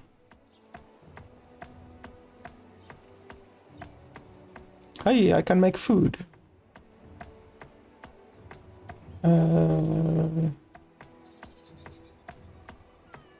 Finish work time activities with...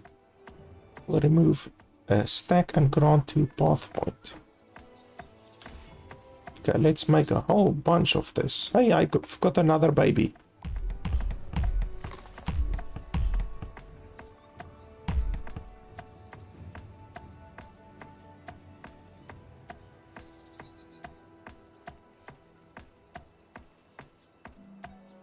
We can make another privy. I only have 1 privy right now, so we can make another one, I think.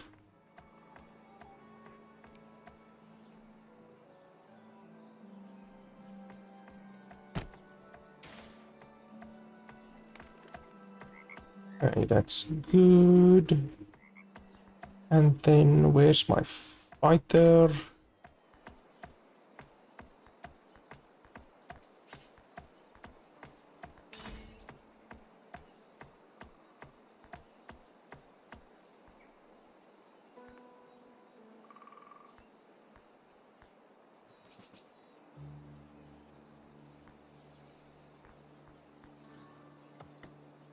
Where the hell is my fighter now?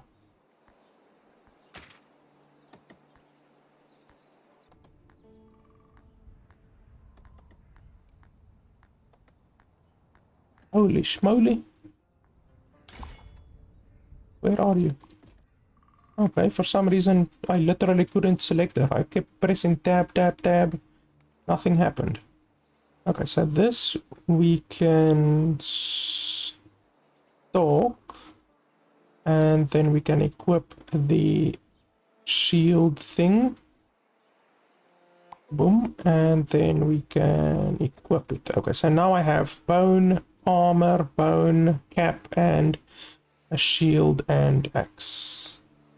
I also have a couple people who can get new perks. So let's have a look at that quickly.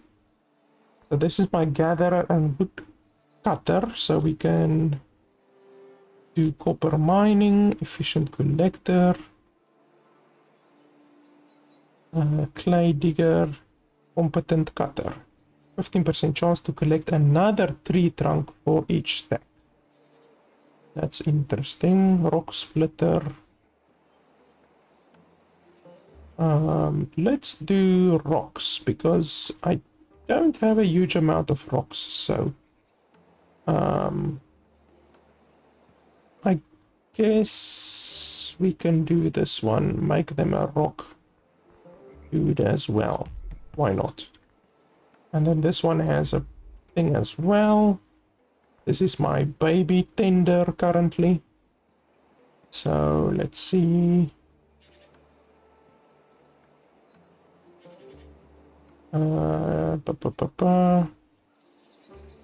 Contemplating Grad's one unity stack.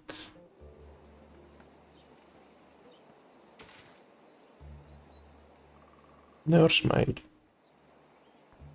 Oh no, wait, this isn't my nursemaid. This is the other dude. Let's see. Finishes a work time activity, path point increases by 3. Wow, that seems very good.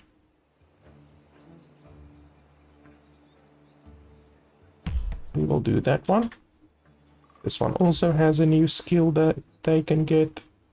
This is my artisan.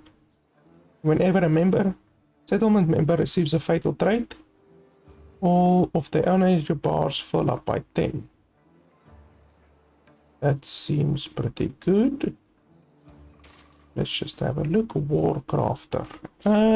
I don't really need Warcrafter right now, I don't think. Let's go for this one. Guardian. Anything else? No. Okay, so now we can take this one and we can go fight those wolves and stuff. To battle.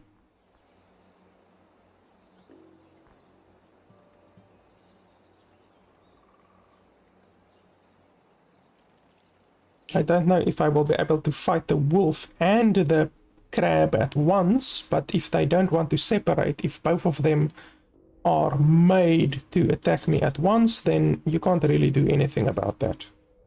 Come on, come on, come on. Come on, come, come, come, come. Okay, it seems that they are made to attack at once, so that's life. Okay, so what abilities do we have? Let's see.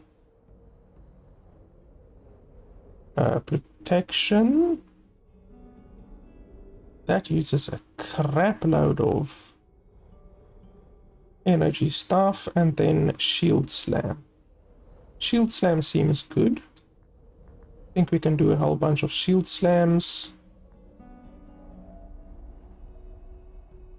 Yeah, let's do a shield slam.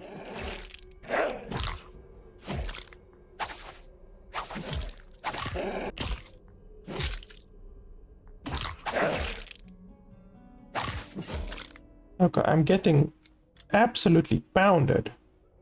I'm already at half health, so that's not a battle that I'm gonna win. That's not good. Both of them together is a little bit rough.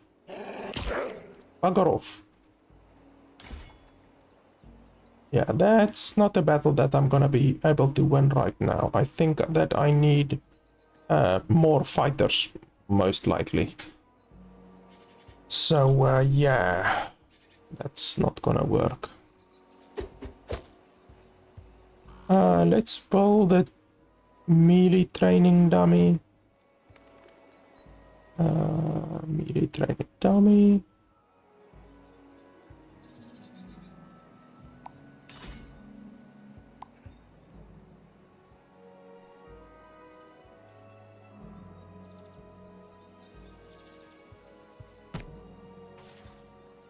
And a rock shelter. Oh, that's interesting. Rock shelter. Rock splitters makeshift pickaxe. We can do that. One of those. Yeah, I did fulfill her desire at least, so that's not bad. Now she just needs to heal a little bit, which will take some time. Does anyone need a level up? Let's have a look. This is my cook and my gatherer. Let's see, this character will occasionally meet with other gregarious characters and have a small chat, granting 8 unity and 5 soul experience. Well, I don't have any other gregarious characters right now, so that's not super helpful. Butcher, green breather. Green work time activities have 10% chance to restore 20 body energy. Activities gain 2 extra prosperity for each stack. Water carrier, fancy meal preparer. Each cooking activity grants 1 amenity for each stack. Cooking grants 1 path point for each stack. Gathers salt deposits for salt.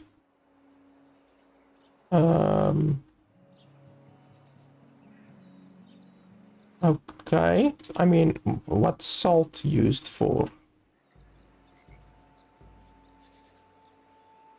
I mean, I guess it will make food better, but it doesn't seem super useful. I think water will be a little bit better. Let's go with water carrier for her. And then this one also can get a new skill. This is my my nurse.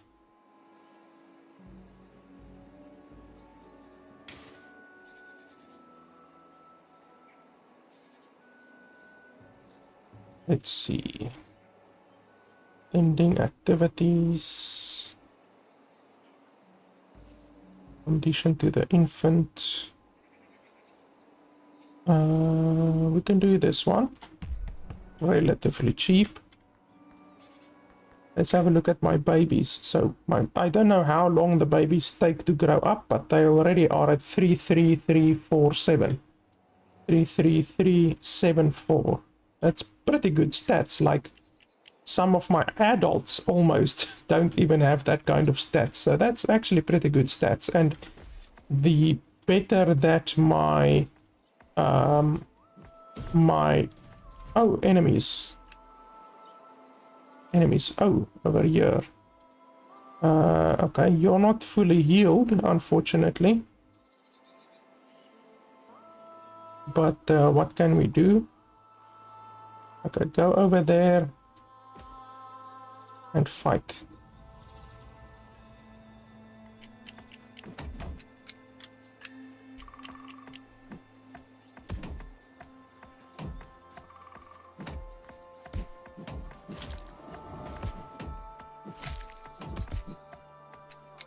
Beat the shit out of him.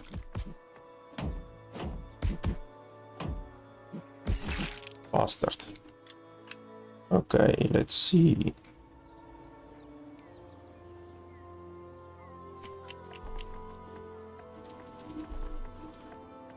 What's this?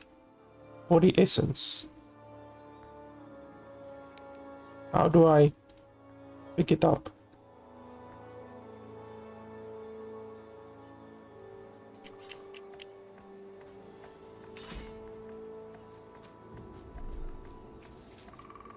Okay. Okay, that's fine. I don't know where that guy came from, but anyway. Ooh.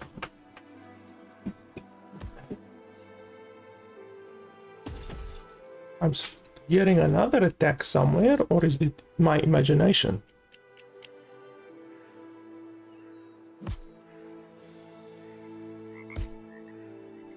Must be my imagination. Okay, so where's my gatherer? I just want to have a look. Collector, rock splitter. Okay, so this guy has that one, but I also have a rock splitter's pickaxe. Now the question is, if I have this already equipped, which will give an extra tree trunk, then I probably can't also equip this, which will give an extra rock chunk, because logic would say that you can't equip a pickaxe together with a hatchet. So that's unfortunate, but perhaps I will get another collector later on that has the rock splitter perk, I guess. Then I can give it to that one. So that should be fine. I'm hearing attacking, unless it's this one over here attacking, but I'm hearing attacking coming from this side. But I'm not seeing any enemies, so that should be fine. Okay, let's see. Anyone that can level up. Okay, this guy can level up. This is my philosopher.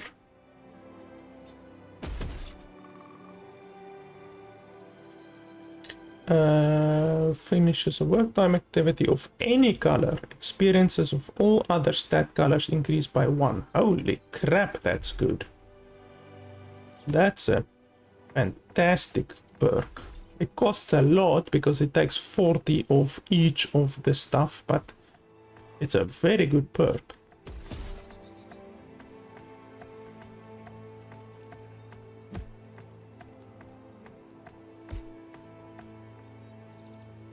Hey, here's another gate type thing.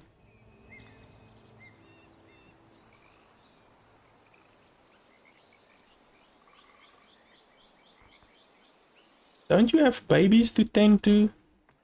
Like you're the nursemaid, you're standing way over here. You're supposed to go tend the babies. Look at that, the bloody baby is crawling here on the ground and you're like way over there. Friends who are fit like me. Yeah, unfortunately I don't have any other fit people in the place, unfortunately.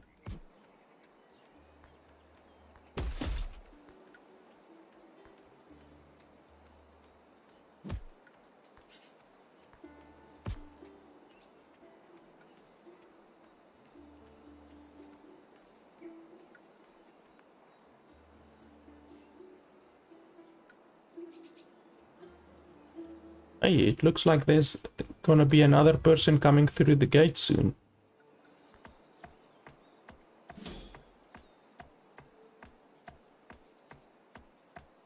Reginald joined the settlement, but it's a bloody baby. How did a baby come through the gate? Are they just sending babies randomly through the gate now? Like, that doesn't make sense.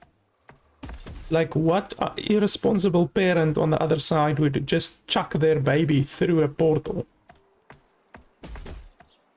That's stupid. I thought only adults can come through the portal. But apparently not. Okay, how's my resources looking? Rocks, I don't have a lot of. Trees, I have a lot of. Clay, I have a relative amount. Where's my gatherer? This is my gatherer, correct? He's just chopping wood the whole bloody time. Gregarious.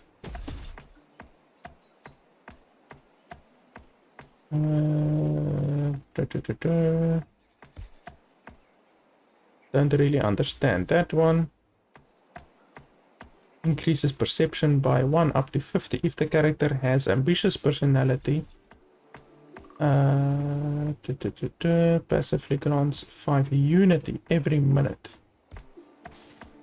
Okay. Copper miner, efficient collector, 1 industry. I actually want influence, not industry.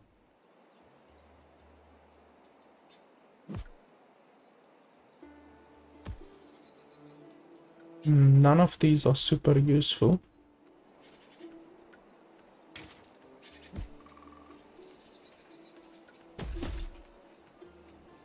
Unity.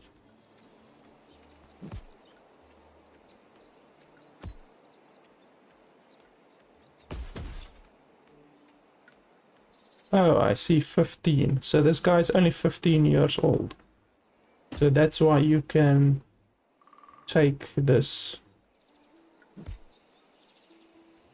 It would be great if I could see what the perks actually are. You know, like erudite perk, farsighted perk, industrial perk.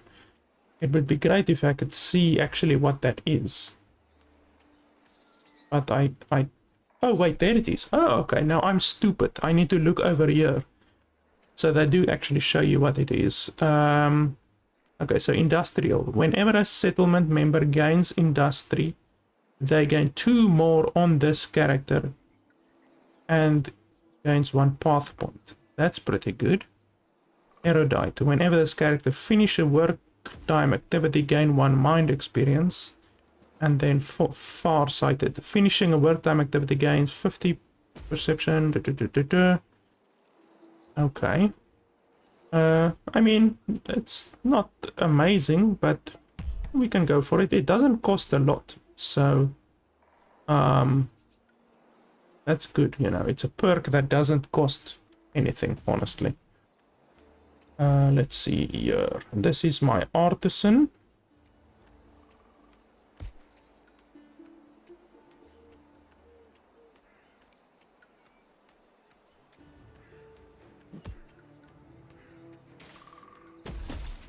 Oh, this guy has such stupid perks now. All of these perks are stupid.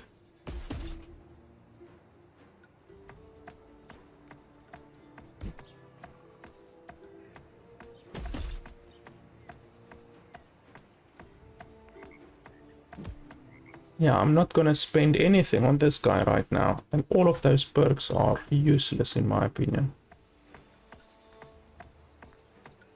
I hope he will get different perks eventually. Okay, this guy is my philosopher.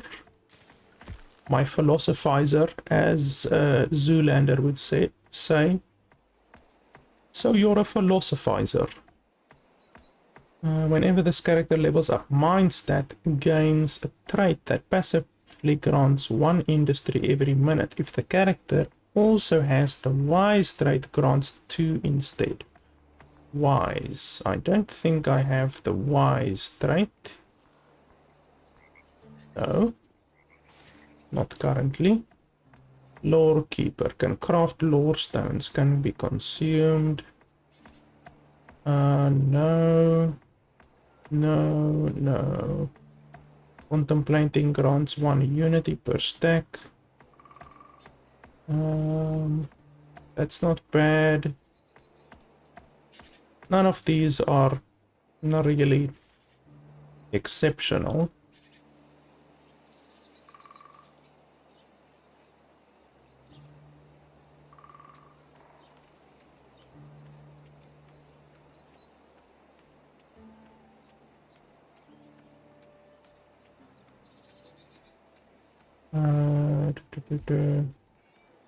That's not bad. And take that one. I like the fact that they will help other people. It helps the entire settlement, not just themselves. Okay, this guy still has the stupid perks, so I'm not gonna spend his stuff. This one is my nursemaid.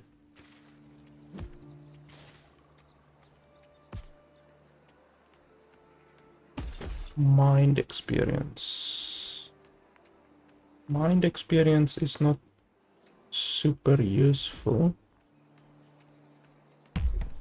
Oh, damn it. I actually didn't want to click on that. That was a misclick. Oh, it won't change until I pick one.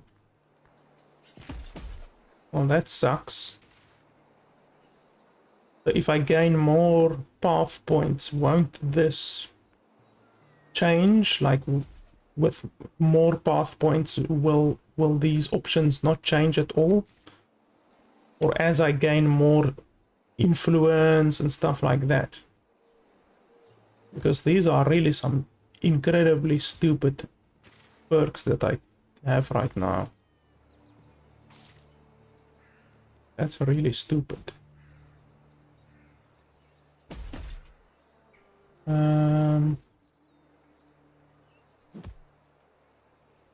These are so stupid, it's not even funny.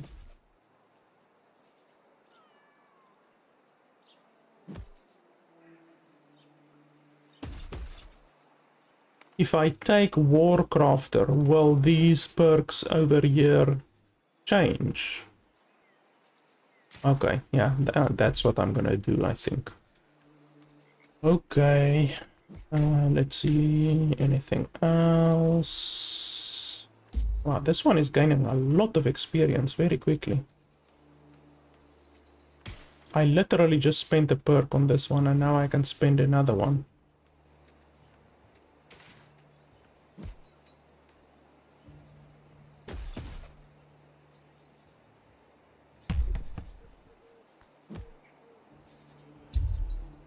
Okay, this is my gatherer and my cook and my water carrier.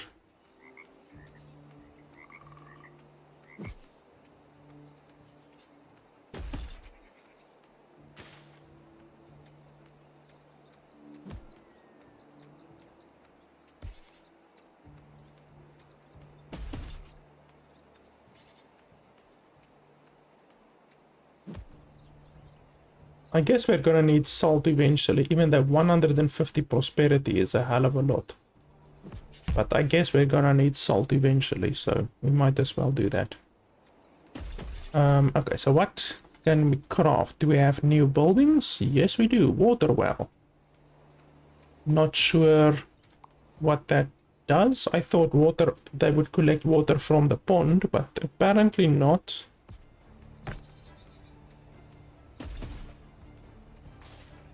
Wooden bathing hut. Allows character with fatal soul to bath and get rid of it. It requires firewood. Character will consume it, boil the water and take a nice refreshing bath, gaining a condition that grants unity and increases Moira for a short while.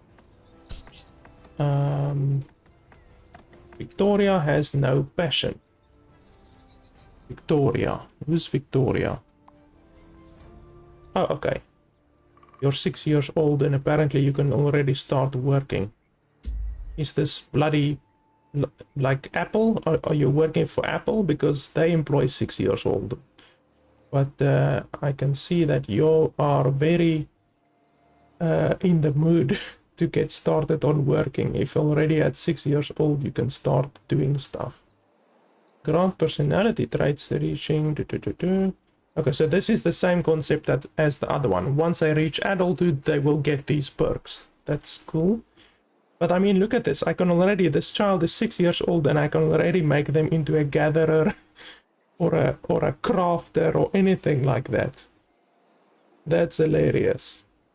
Hunter, a 6-year-old hunter. What is she gonna hunt? Bloody worms on the ground or what? Like, this is crazy.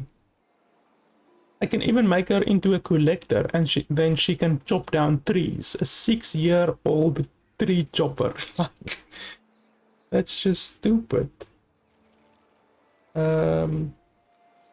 Okay, well, I think I must give her a job. Like, I have to give her a job. So taking any of these without having a job is a little bit useless. Unity. I have a lot of Unity, so I don't really care about Unity too much. I can make her into a fighter as well. Having 2 fighters, I mean, I can't beat this battle down here currently, so I'm gonna need to have a second fighter, I think. I don't have an entertainer yet,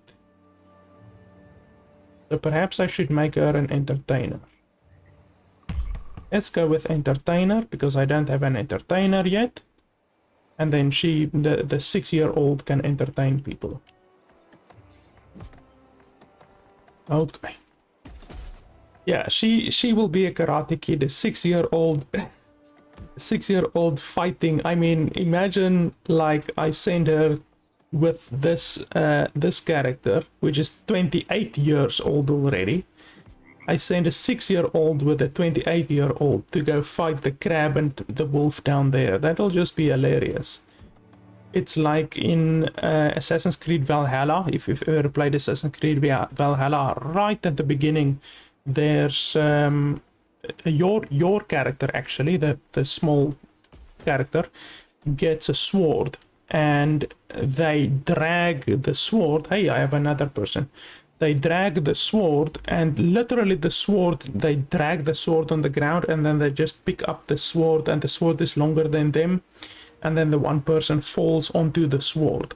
Like in the battle, there's like a big Viking battle right at the beginning of Assassin's Creed Valhalla, and that really reminds me of that. A 6-year-old fighting a giant crab. That's just so funny that the developers made you actually be able to give a 6-year-old a job already. So a 6-year-old can mine a rock, or a 6-year-old can chop down a tree, all of that stuff.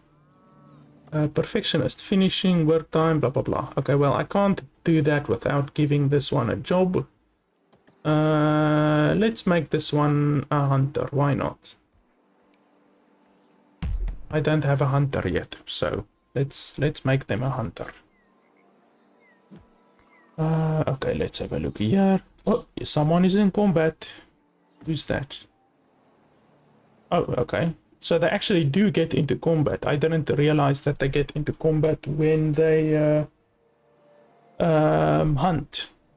It might be self-explanatory, but I thought that the bunnies and stuff won't actually fight back. So it will probably be advisable to give this one a weapon then, and armor probably as well. So let's see. Kryda? Why can't I give... Oh, is it because she's in combat? Yeah, it's probably because she's in combat right now. So I probably can't give anything to her. Yep. Yeah, she's in combat, so I can't give anything to her right now. I hope she doesn't die or something like that. That would really suck. Let's put this in the stock. That's fine. You can attack. That's fine.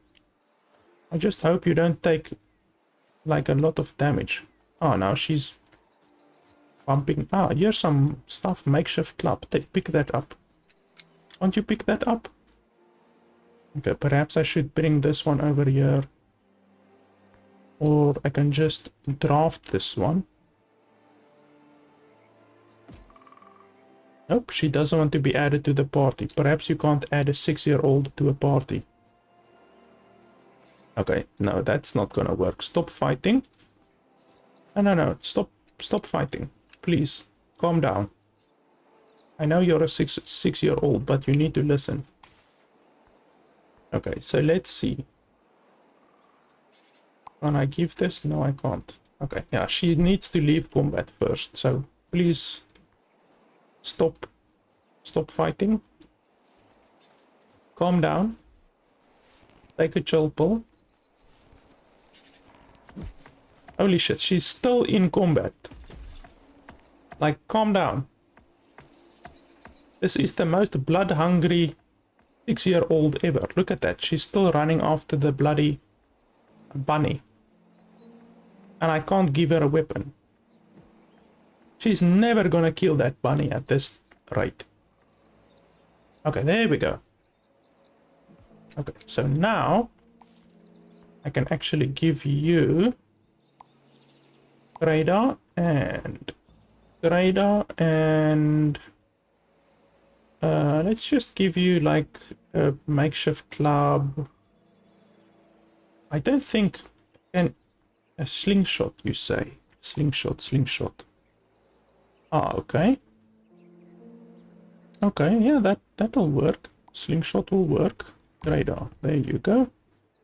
Rocky speech platform. Okay, I didn't even know I need to build a rocky speech platform, but okay. Are there any open spaces? Not really. So I guess I'm gonna have to put it over here. I can put it over here. That's fine. I've almost forgot that I should check this place out every now and then so that I can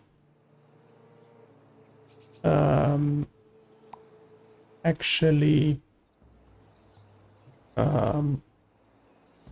like get new buildings and stuff. Stepping rocks. I'm not sure what this is. Like, what stepping rocks? Do you know what stepping rocks are? It seems I can place it anywhere. Is it something that's required to actually chop up rocks, or what is the requirement?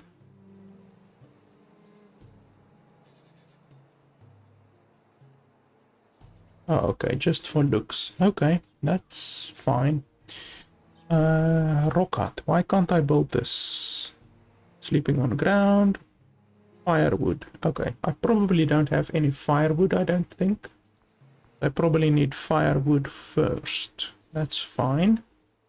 Is there anything else that I'm missing? Industry mound. I do have an industry mound. I have a prosperity mound. Crafting table. Shrine. I can build another scrap axe, I think. Character stat threshold. Okay, so you need a certain amount. Let's build one of these. Firewood, let's make a couple. Hammer pouch, I guess. Removes the need to visit gathering tree.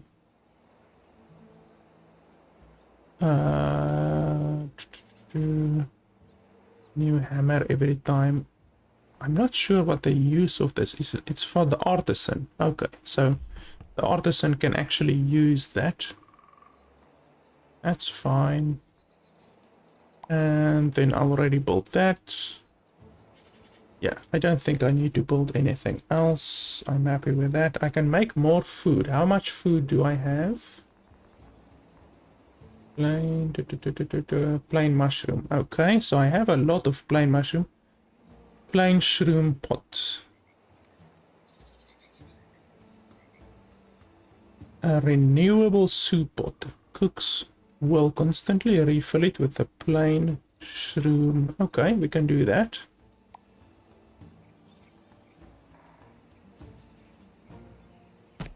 There you go. Okay. And then okay, we have a couple new perks over here.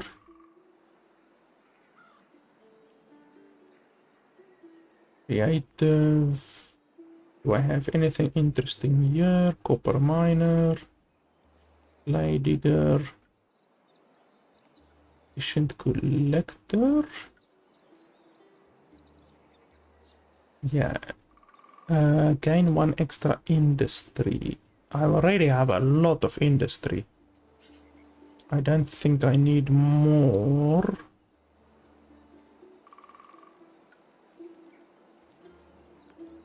Receives a fatal. Yeah, that's not so good, to be honest.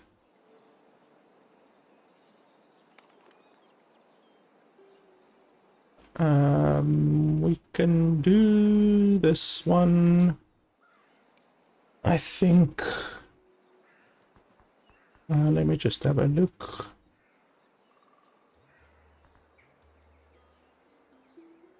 Calais. Then industry. I already have a lot of industry. After blue, work time activities for each stack. I wonder which one. This one technically gives one industry each time. This one also gives one industry each time, but this one can stack. This one cannot stack. So I think the efficient collector will probably be the best. Unfortunately, I can't really give them any other stuff, really.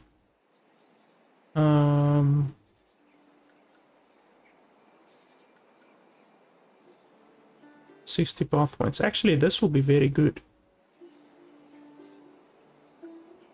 Yeah, that will be very good, actually. Yeah, let's go with that one. Anyone else who can level up? This one can level up. This is my philosophizer. +2 soul. That's not so good. +2 soul. She already has 16 soul, so +2 soul. I don't understand why this is a tier 4 perk. It seems like a stupid perk in my opinion. When this character levels up a body stat, permanently increases max endurance. Well, she's not gonna get a lot of body stats, to be honest. When this character receives a fatal self trait, has 25% chance to gain 25 path points. And that's not super good. I think I want to go with one of these.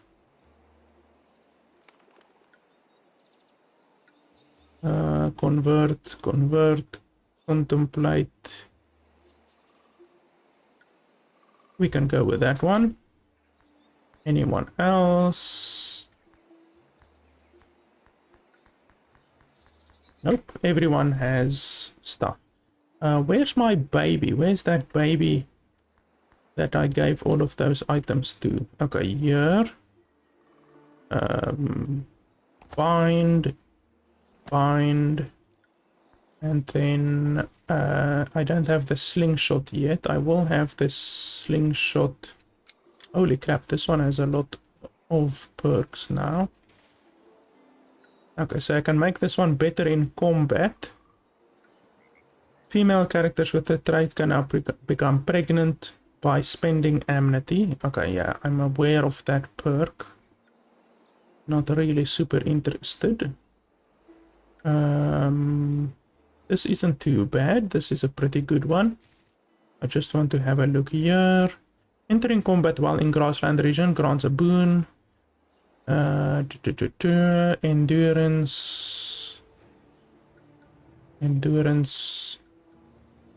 in combat every 12 seconds. So it gives 1 health every 6 seconds, basically.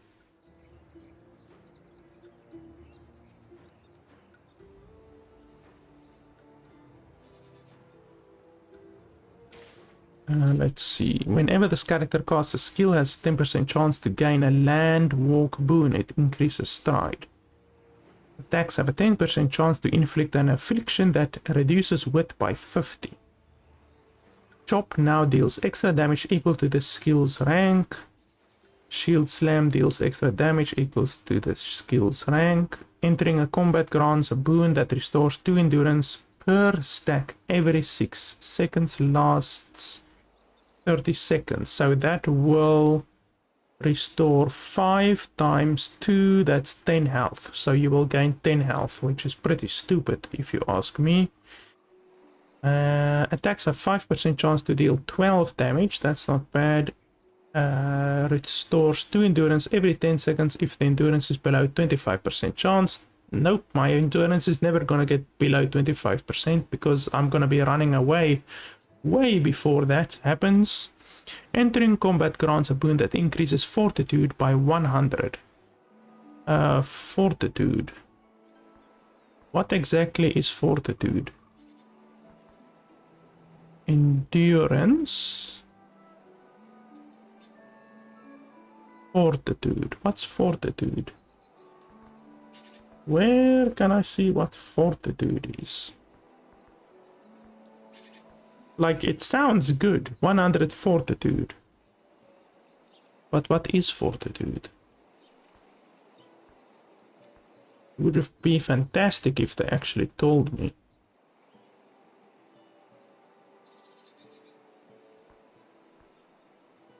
So that's resistance, perception, power, haste, Moira, insight, wit, perception, power, fortitude. Okay.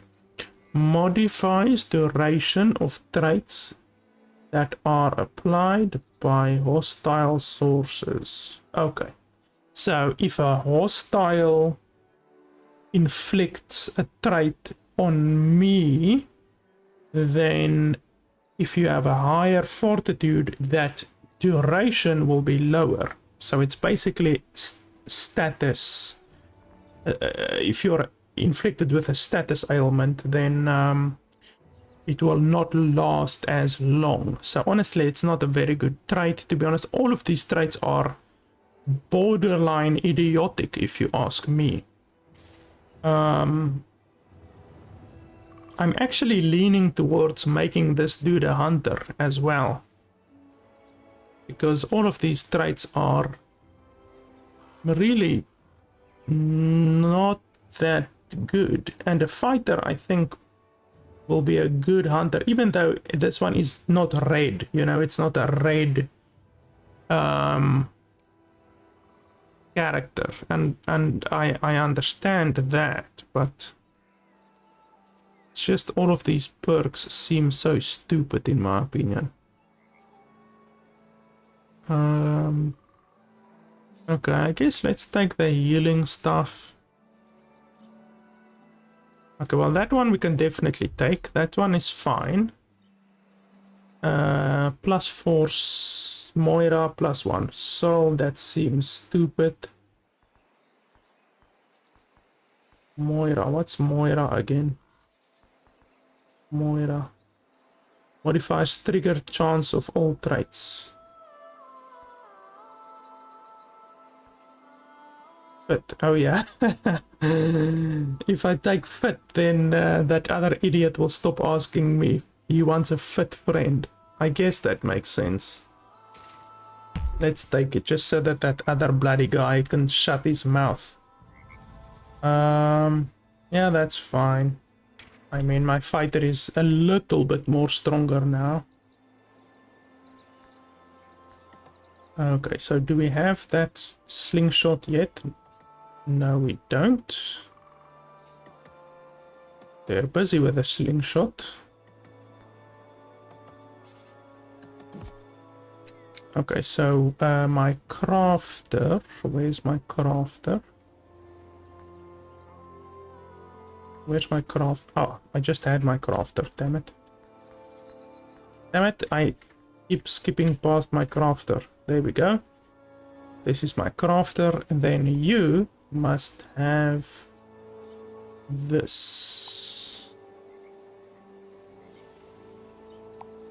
And then you equip that. There you go.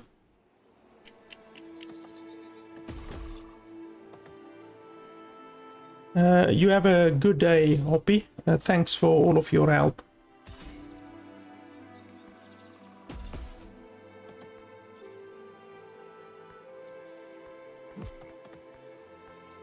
Okay, can I build anything new?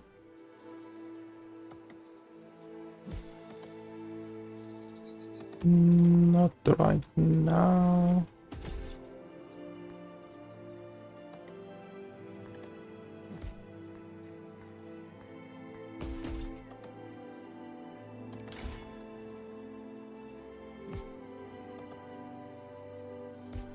she's trying to craft the scrap slingshot, but the other guy is too busy with the crafting bench, it seems.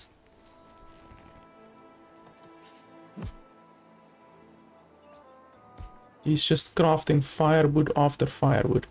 Let's make a couple more people pregnant, because now I only have one baby currently, I think. Oh, there we go. Now she has the scrap slingshot. Let's equip that quickly.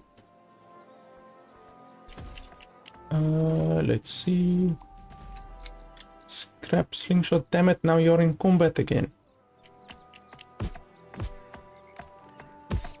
Okay, well, at least she's punching the rat.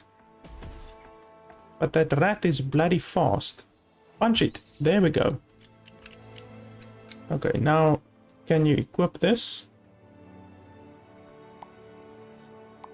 There we go. There we go.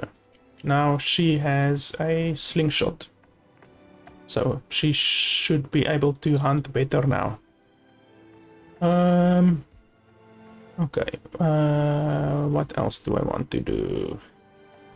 Like crafts. There's not really anything I can craft. Oh, I wanted to make some women pregnant. Don't we all want to make women pregnant? Let's see. Okay, you have a skill. This is my nursemaid. Whenever a settlement member finishes a green work time activity, this character gains 1 path point. Holy crap, that's good. That's insane. That is crazy powerful. Whenever this character... Hey, we got a new person. Whenever this character finishes a work activity, spend 1 influence to gain 1 heart experience and path point. Spend 1 influence. Influence. Well, I don't have a lot of influence, to be honest. So that's probably not gonna be very good. This character can now gain settlement points as wild paths as long as the primary stat with the same color is below 16. Okay, that doesn't sound good. Okay, so this is my philosophizer. What job can I give to my philosophizer?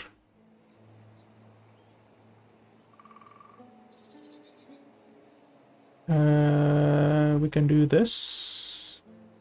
I guess there's not really anything else better. This is my gatherer and my cook and my water carrier. When a settlement member finishes a work time activity, all their energies decrease by 1, but this character gains 1 path point. No, that seems very counterproductive. Definitely don't want to do that. 1 path point. Amnesty.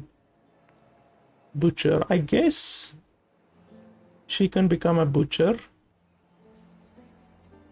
Although that's a red thing. You shouldn't take a red talents on people who don't have those red things.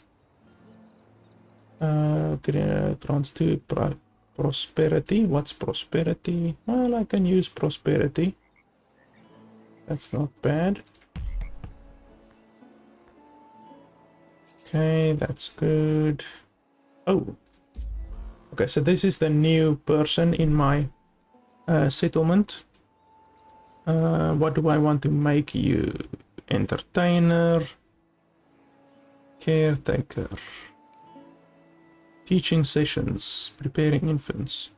I'll already have a caretaker, I believe. Let me just make sure. Nursemaid.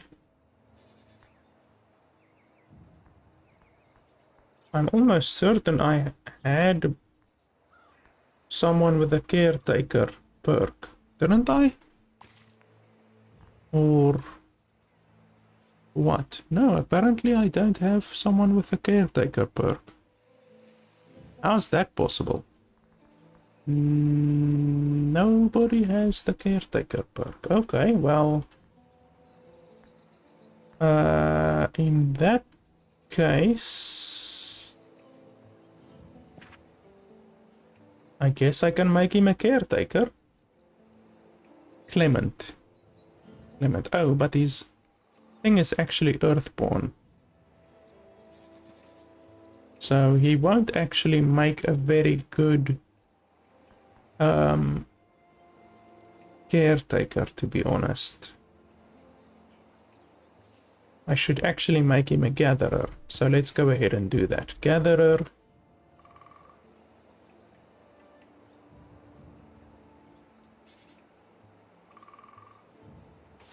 And then we can give him efficient gatherer. I think that's fine.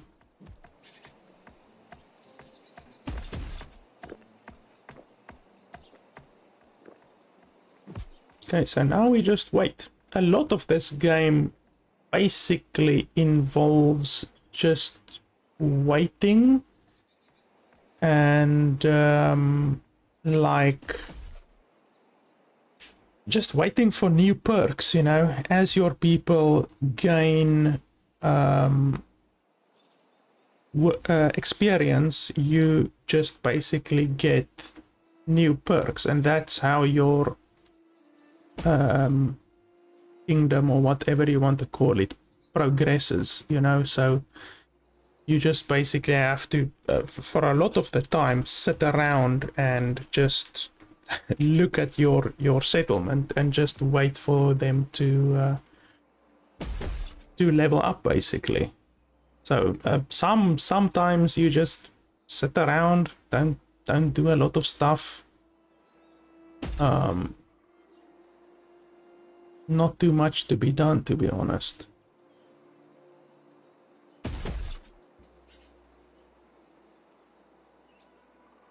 But that's fine, you know. Too many games, I think, like, have needless busy work, you know. Just constantly doing a bunch of random stuff. Oh, you're right, I can actually select the adaptation. I haven't selected a single one yet. Thanks for that. All waterborne characters gain a permanent +1 mind. All challenger characters have a chance to gain a random green personality. Challenger characters. Challenger. All humans gain one after every work. Holy schmoly, that's good. Definitely gonna take that. Traditions. Okay, she's in combat. Let me just check that she's okay. I don't want her to, like, die to a wolf or anything weird like that. Okay. So I actually haven't selected a tradition yet. I'm not sure. Astrology, fauna, farming. Farming might be good.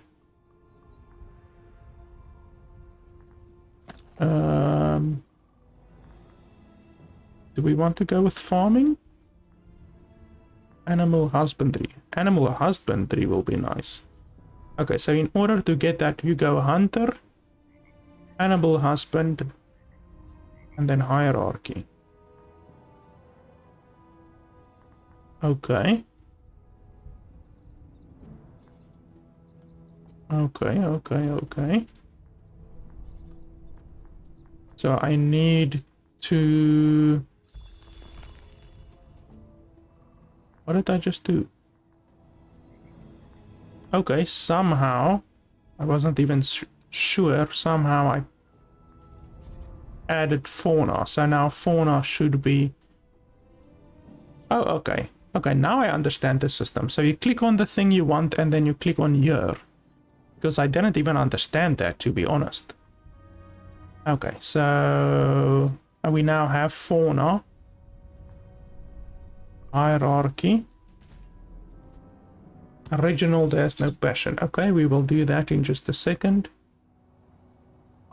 Leader. I wonder what leader is. We can test that. Let's just quickly have a look at the Reginald. Good old Reginald. Oh, okay. Reginald is now 6 years old, so we can now give Reginald something. Reginald is a red spirit. So that means we can make him a leader. We can make him animal husbandry. It says work in progress year, so I wonder... I don't think leader will actually do anything, because obviously the game is still in early access, so there will be some stuff that you literally can't use yet, you know, so I don't think leader will actually do anything. It doesn't say anything, so perhaps I shouldn't take it. That might just be a wasted talent, basically. So let's take animal husband. That's fine. I'm not sure how good of a farmer or animal husband a 6-year-old kid is gonna be, but I guess we will find out. Okay, can we build anything new? Chicken coop. Yes, we can.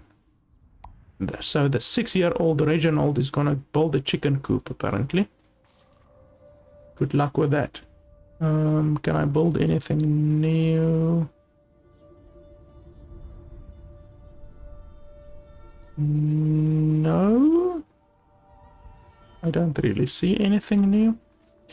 Okay, so traditions, let's have a look. Okay, so I can't take another tradition. Relations, I don't think there's anything we can do here. Characters, nothing we can do there. Okay.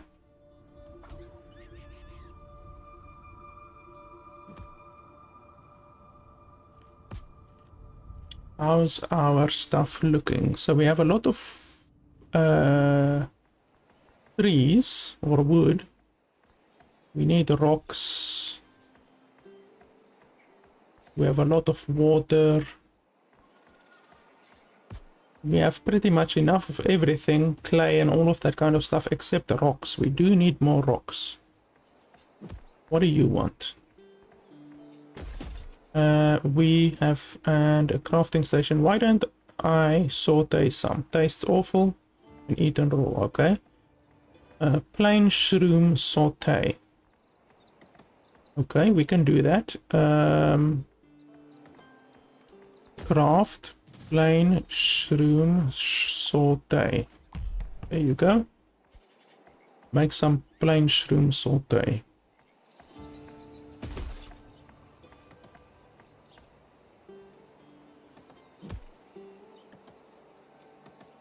Bonfire. I haven't even made a bonfire yet.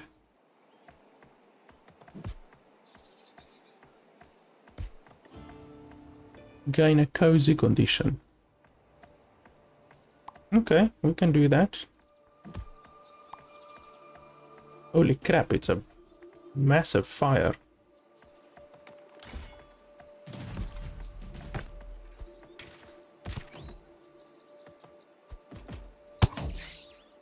Okay, she's now 9 years old. She's progressing very quickly. First she was 6, now she's 9. She's becoming an accomplished hunter. Okay, the chicken coop is done. So now Reginald will hopefully find chickens somewhere. And then the husbandry shall commence. I still want to go over here to the bottom right sometime and attack the wolf and the crab that was here. Because I still have a bee in my bonnet about those guys besting my dude. But he is now more powerful. When I last fought them, I think my health was at around 200, so now it's 250. I have more body, I have more perks, all of that good stuff.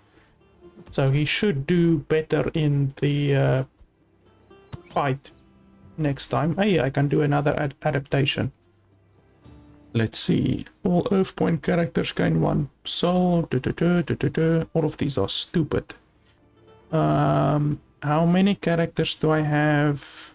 Okay, Earthborn I have 3. Fireborn I have 2. So the most that I have are Lightborn and Earthborn. Lightborn, Earthborn. I mean, I guess let's go for this one. All of these are stupid, but I mean, I don't really have anything else to select, so I guess that's life. But this one was really good. All humans, settlers gain 1 path point after every work time activity. That's hilariously powerful. Like, that's really powerful. Okay, so she can take another perk. Influence. That's actually very good.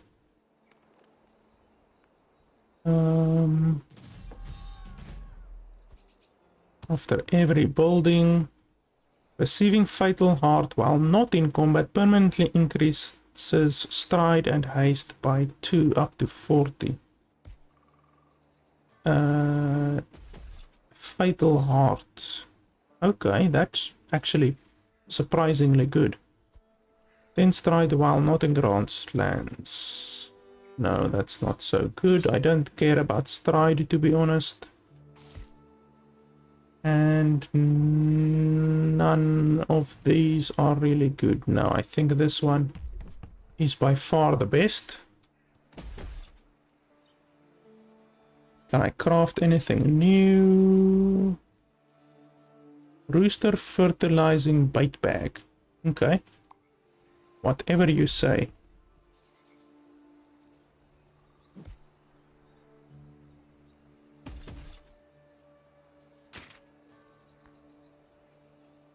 Okay, my gatherer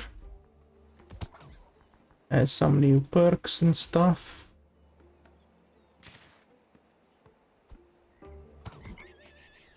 Communal rock shelter. Every other rock splitter increases industry income of this character while rock splitting by 2 up to 8.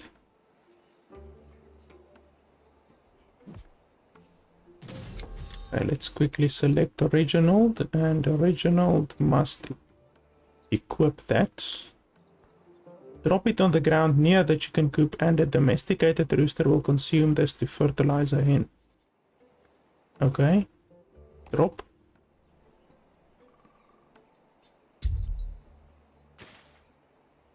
Beekeeper. Okay, that's interesting. Let's see.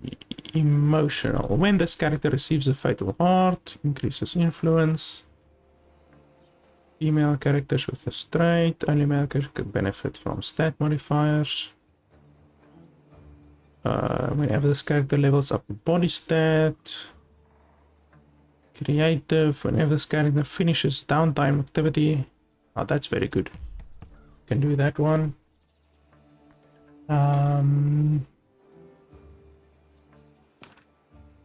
Let's see.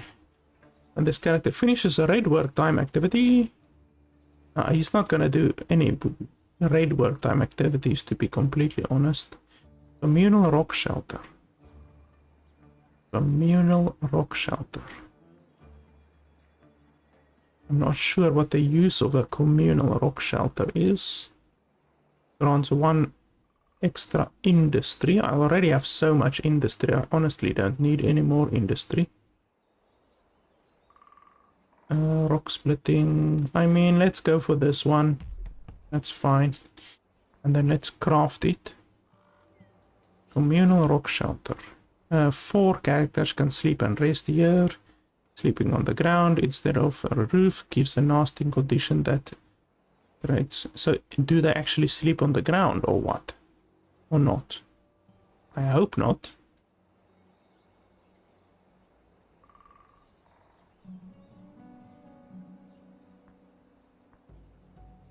Sleeping on ground instead of under a roof gives nasty condition.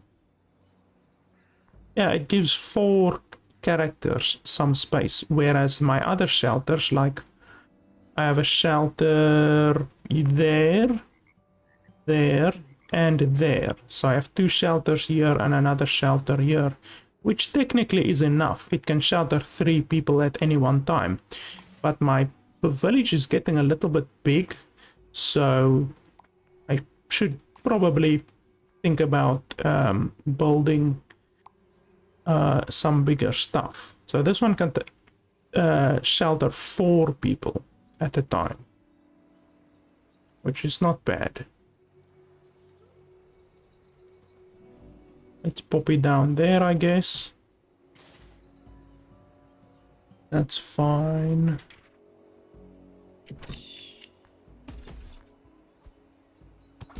Okay, you are my artisan. Holy shit, now I can do axe crafter, mace crafter, sword crafter, boyer, fist weapon crafter, cross boyer, dagger crafter, firearm crafter, chain crafter, and plate crafter. Holy schmoly. Levels up body stat, body increases by 1 more. Holy crap, that's good. What? An error occurred. Okay, I will have a look at that in just a second. Obviously, because it is early access, well, actually pre-early access, since the game isn't out even yet, there will be glitches and bugs and stuff like that. I hope that it's not a game-breaking glitch or anything like that. I will have a look at it in just a second. Increases all settlement point income of this character by 1. All settlement point income of this character, but reduces self energy by 3 every time. I don't quite understand what that perk means. This is a bloody good perk, even though my body is not going to increase hardly at all, I don't think, to be honest. Currently my best perks are soul, so if I do chain crafter or crossboyer, then that'll be good for my soul stuff. Crossboyer, we can do crossboyer. That'll give me ranged weapons, but I can also do better armor. I think better armor will be nice to give everyone better armor.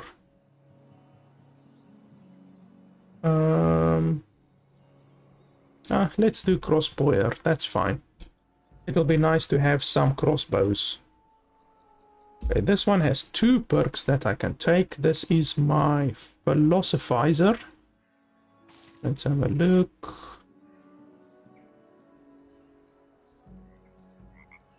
I already have that on 1 stack. Let's have a look. Character is born 15 unity. Finishes a green work time. She doesn't do green work times, to be honest. Work time activities decrease energy, but grants 1 self-experience and amenity. Self-experience and amenity. That's not terrible. We can do that. And then whenever this character levels up their mind stat, gains a trait that passively grants 1 industry every minute. Increases all settlement, blah, blah. Whenever this character finishes work time activity, gains 1 mind. That's very good. So that's 2 good ones. This one can level up. Guardian, whenever a settlement member receives a fatal trait, all of their stat and bars fill up by 10. That's very good. Unity. It's expensive.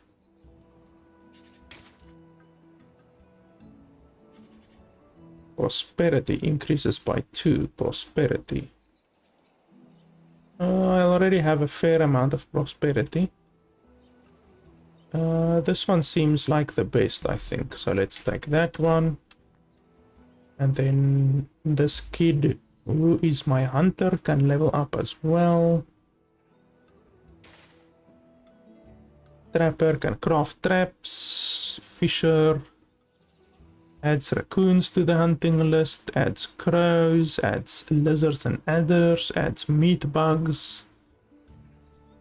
Let's see first if there's not anything that I want. Perks wise. Whenever this character finishes a wartime activity or deals damage with a skill, there's a 5% chance that resilience and stride will increase by 1 permanently. No, that's not so good in my opinion.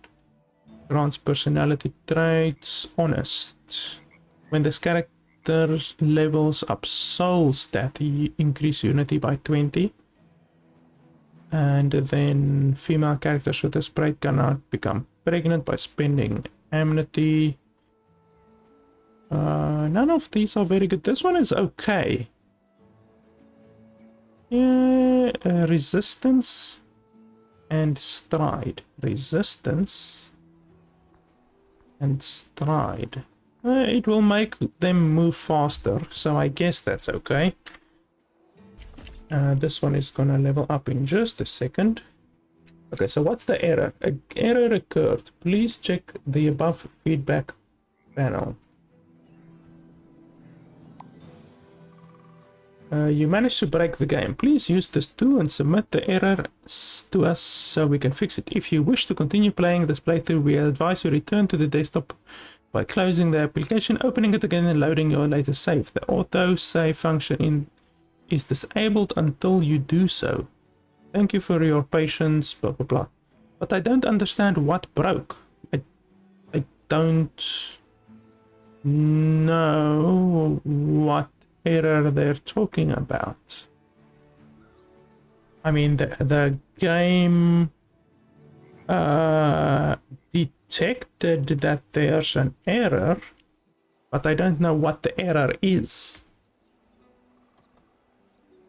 Like, I mean, I seriously don't know what the error could be, unfortunately. But they literally say the autosave is disabled until I do that, until I quit and reload the game. So clearly they want me to quit and reload, and hopefully that will fix the error, I guess. But I mean, that's life. I've played now 3 hours almost exactly of the game. I think it's more or less a pretty good time to end the game, you know. Basically I just wanted to play the game an hour or two, give you my running commentary on the game and my opinion on the game, and my opinion on the game is actually pretty good. I think it's a pretty damn good colony sim. It's very in-depth, way more in-depth than a lot of these types of colony sims, to be honest, because there's all of these different stats that you have to keep in mind. Each of your characters gains experience. Each of your characters has a different alignments: Shadowborn, Waterborn, Lightborn, Fireborn, Earthborn, all of that kind of stuff, and that affects their stats on their own. Each of them gets talents and skills and traits and stuff. Some of them are good, some of them are bad. Like I've shown you guys a couple now already, that like the one says greed, so it benefits the character but not your overall settlement. So some traits are good, some traits are bad. So you have to consider all of that. There's definitely different roles that you have to consider. Like currently in my settlement, I have 2 gatherers. I have 1 philosopher. The philosophers generate unity, which is this stat over here, or this resource over here, since these are resources. So the philosopher generates unity. The entertainer keeps your people happy. The nursemaid raises your infants, your babies, which obviously is very important for your settlement to grow. The fighter obviously fights. The hunter hunts so that you can get a bigger variety of different food. The collector chops down trees and mines rocks and collects clay and collects water, all of that different kind of stuff. The animal husbandry dude has chickens, like over here, chickens, and the chickens then in return give eggs once again, so that you can have a bigger different variety of food. So you can see here chicken eggs, mushrooms, obviously meat in the form of rabbit carcasses and rat carcasses, and then I also have plain shrooms, and I also have soup over there, plain shroom soup, which you can make. So there's just so many. It's in depth. It's like really in depth, you know. It's like one of the most in depth games that I've played. So I really can recommend it. Now normally when I recommend a game, I contrast that with the price. Okay, someone died, someone just died. I didn't even know people can die, but I guess he was getting a little bit old. Normally I tell you, okay, the game is worth it at $20, or the game is worth it at $30, or whatever the game costs. I don't know the price of this game because it's not out yet. The developers gave me pre-early access code, so the game isn't even out yet. So in 2 weeks or so, when the game actually releases, you guys will know the price, but obviously I don't know the price right now. So I will say if the game costs like maybe, I would say $20-25, then I could absolutely recommend the game. Honestly, I would be more than happy to spend $20-25 on a game like this. It's well done, the animations are good, the music is it's kind of a letdown, like, but obviously the game isn't even released yet, so perhaps the game developers are planning on having good music, you know, music people coming in. They will obviously increase a whole bunch of different stuff throughout. Holy shit, I'm being attacked actually, I didn't even see that. Obviously the developers will increase a whole bunch of different stuff throughout the early access period and all of that kind of stuff. So the game is by no means in a complete state. I mean, you can't even change the resolution right now. Like if you go over here, the only options, graphical options you have is VSync. You can't change the resolution of the game. So the game is actually currently running at my desktop resolution, which is 4K. So it's running at 4K currently. So you can't even change the desktop you can't even change the game resolution. You can't select windowed mode or non-windowed mode. You can't change the frame rate. You can't change any of the graphic settings like shadows or details or depth of field or nothing like that. So definitely the game needs more tender loving care by the developers, but as I said, the game isn't even released yet, so don't look badly on the game just because you can't change the bloody resolution or change the game from windowed mode to full screen or anything like that. Those things will come, don't worry. Obviously the developers will put that in throughout the game's planned release period. But otherwise than that, I honestly can recommend the game. Like I said, if the game costs $25, I can definitely recommend the game.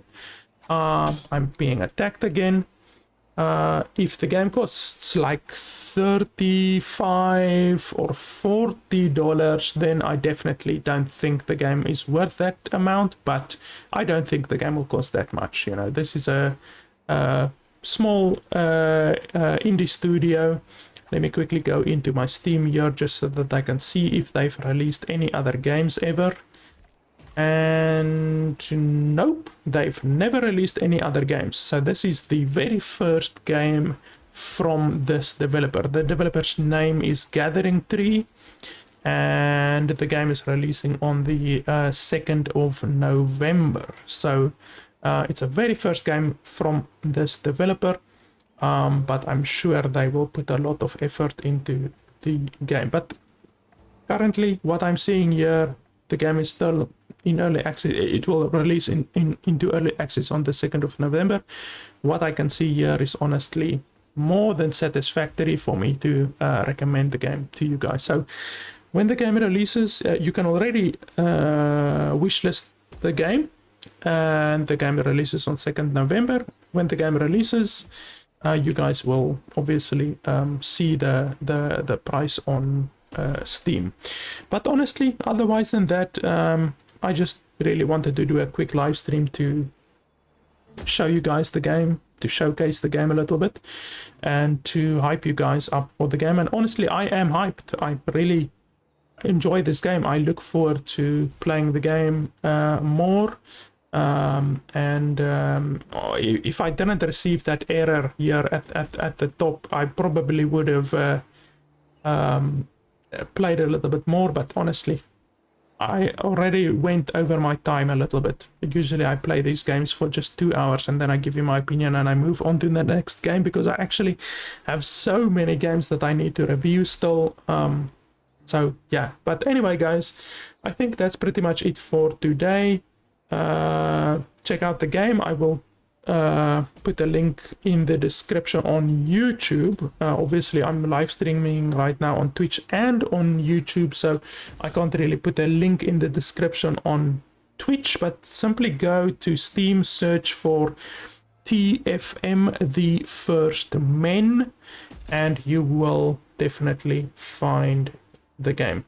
So that's pretty much it for today. Before I end, as always, it would be super fantastic if you could support me on patreon.com or on nexus.gg/LFP Gaming.